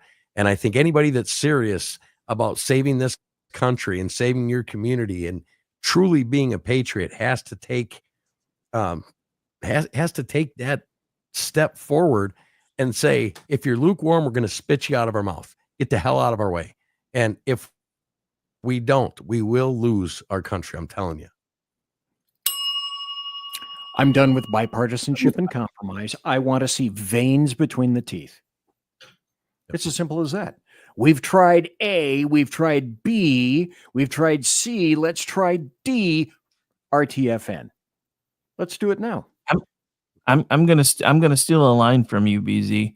At this point, I want to hear the Democratic lamentations of their women's. I want to hear the lamentations of the women, Conan the Barbarian, as he sits in his hut. I want to hear them. Yeah, that's all. And we heard, and it's mostly white women, white chicks. Oh my God, that's a story for another day.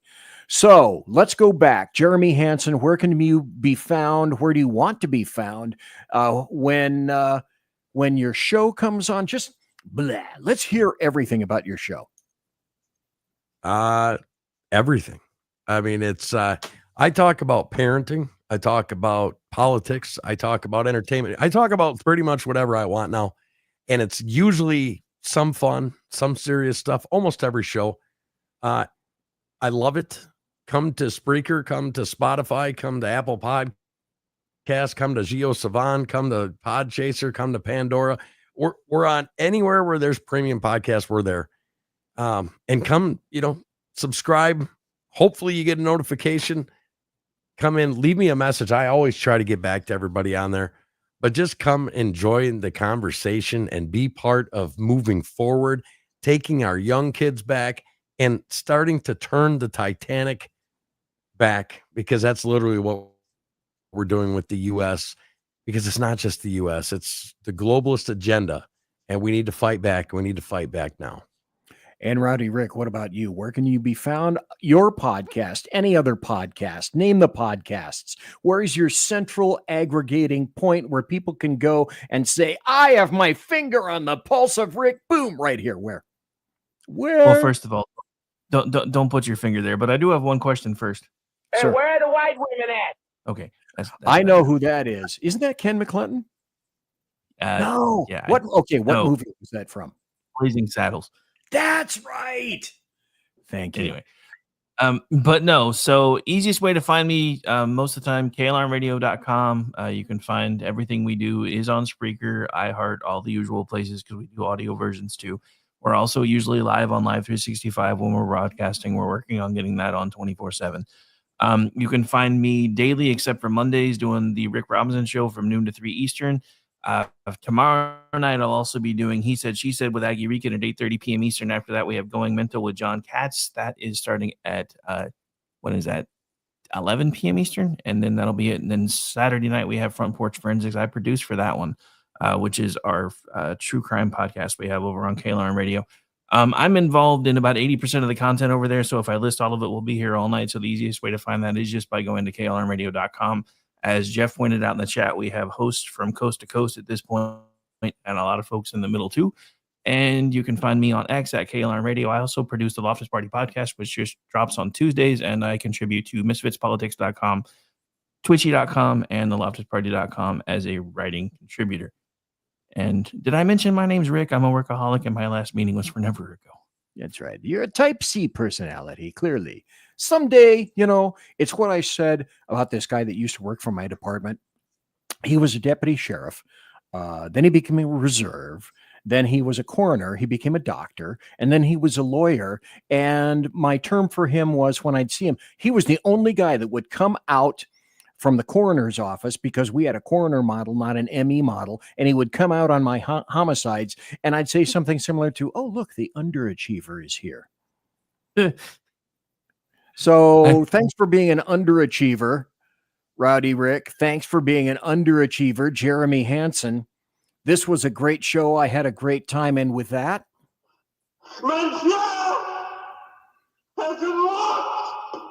gentlemen, thank you. So, ladies and gentlemen, boys and girls, children of all ages, thanks for listening to the Bloviating Zeppelin's Berserk Bobcat Saloon radio show, live and direct right here on the SHR Media Network, on Rumble, on KLRN, and all the other good places that you know that I exist. And thank you. Thanks again tonight to Jeremy Hanson. We will always have him back. Why do I say we? It's not we, it's me. There's only one person running this crap in here in this hot room, and it's me, because I ought to be closing that vent over there, because I hate it when it's hot. So that's why apparently I live in North Idaho, which is really weird, but I love this place. So promotional consideration is by the Lockheed Martin Skunk Works, also by the Shure and Electro Voice Microphone Corporaciones. Also, thanks for the people that built my Arrakis board, and to Pratt & Whitney engines, dependable engines, which include thrust that you can trust. And this you can take to the bank as well. I will, in fact, be consorting with my KC-135 Kettle One refueling team very soon. It's about 30 or 40 feet that way out that door. Thanks, Jeremy Hanson. Thanks, Rick Robinson. Everybody, God bless. Take care. Be safe.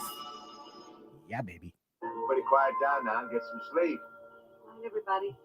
Night, Mama. Night, Ben. Hey, I forgot this.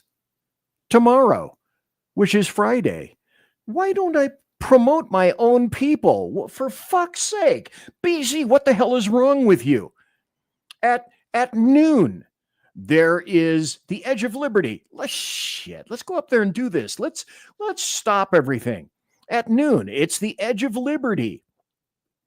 That's Sackhead Sean, noon Pacific and 3 p.m. Eastern.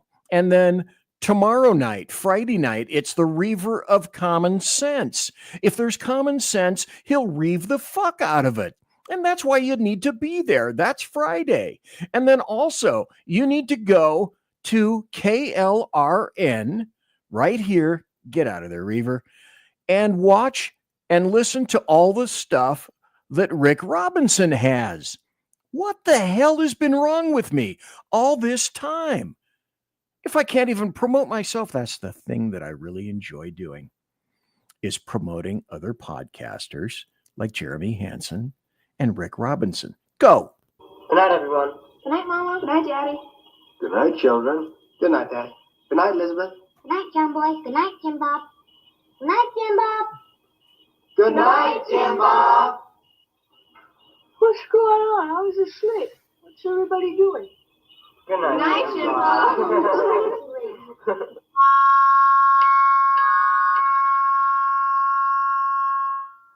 Good night, and good luck.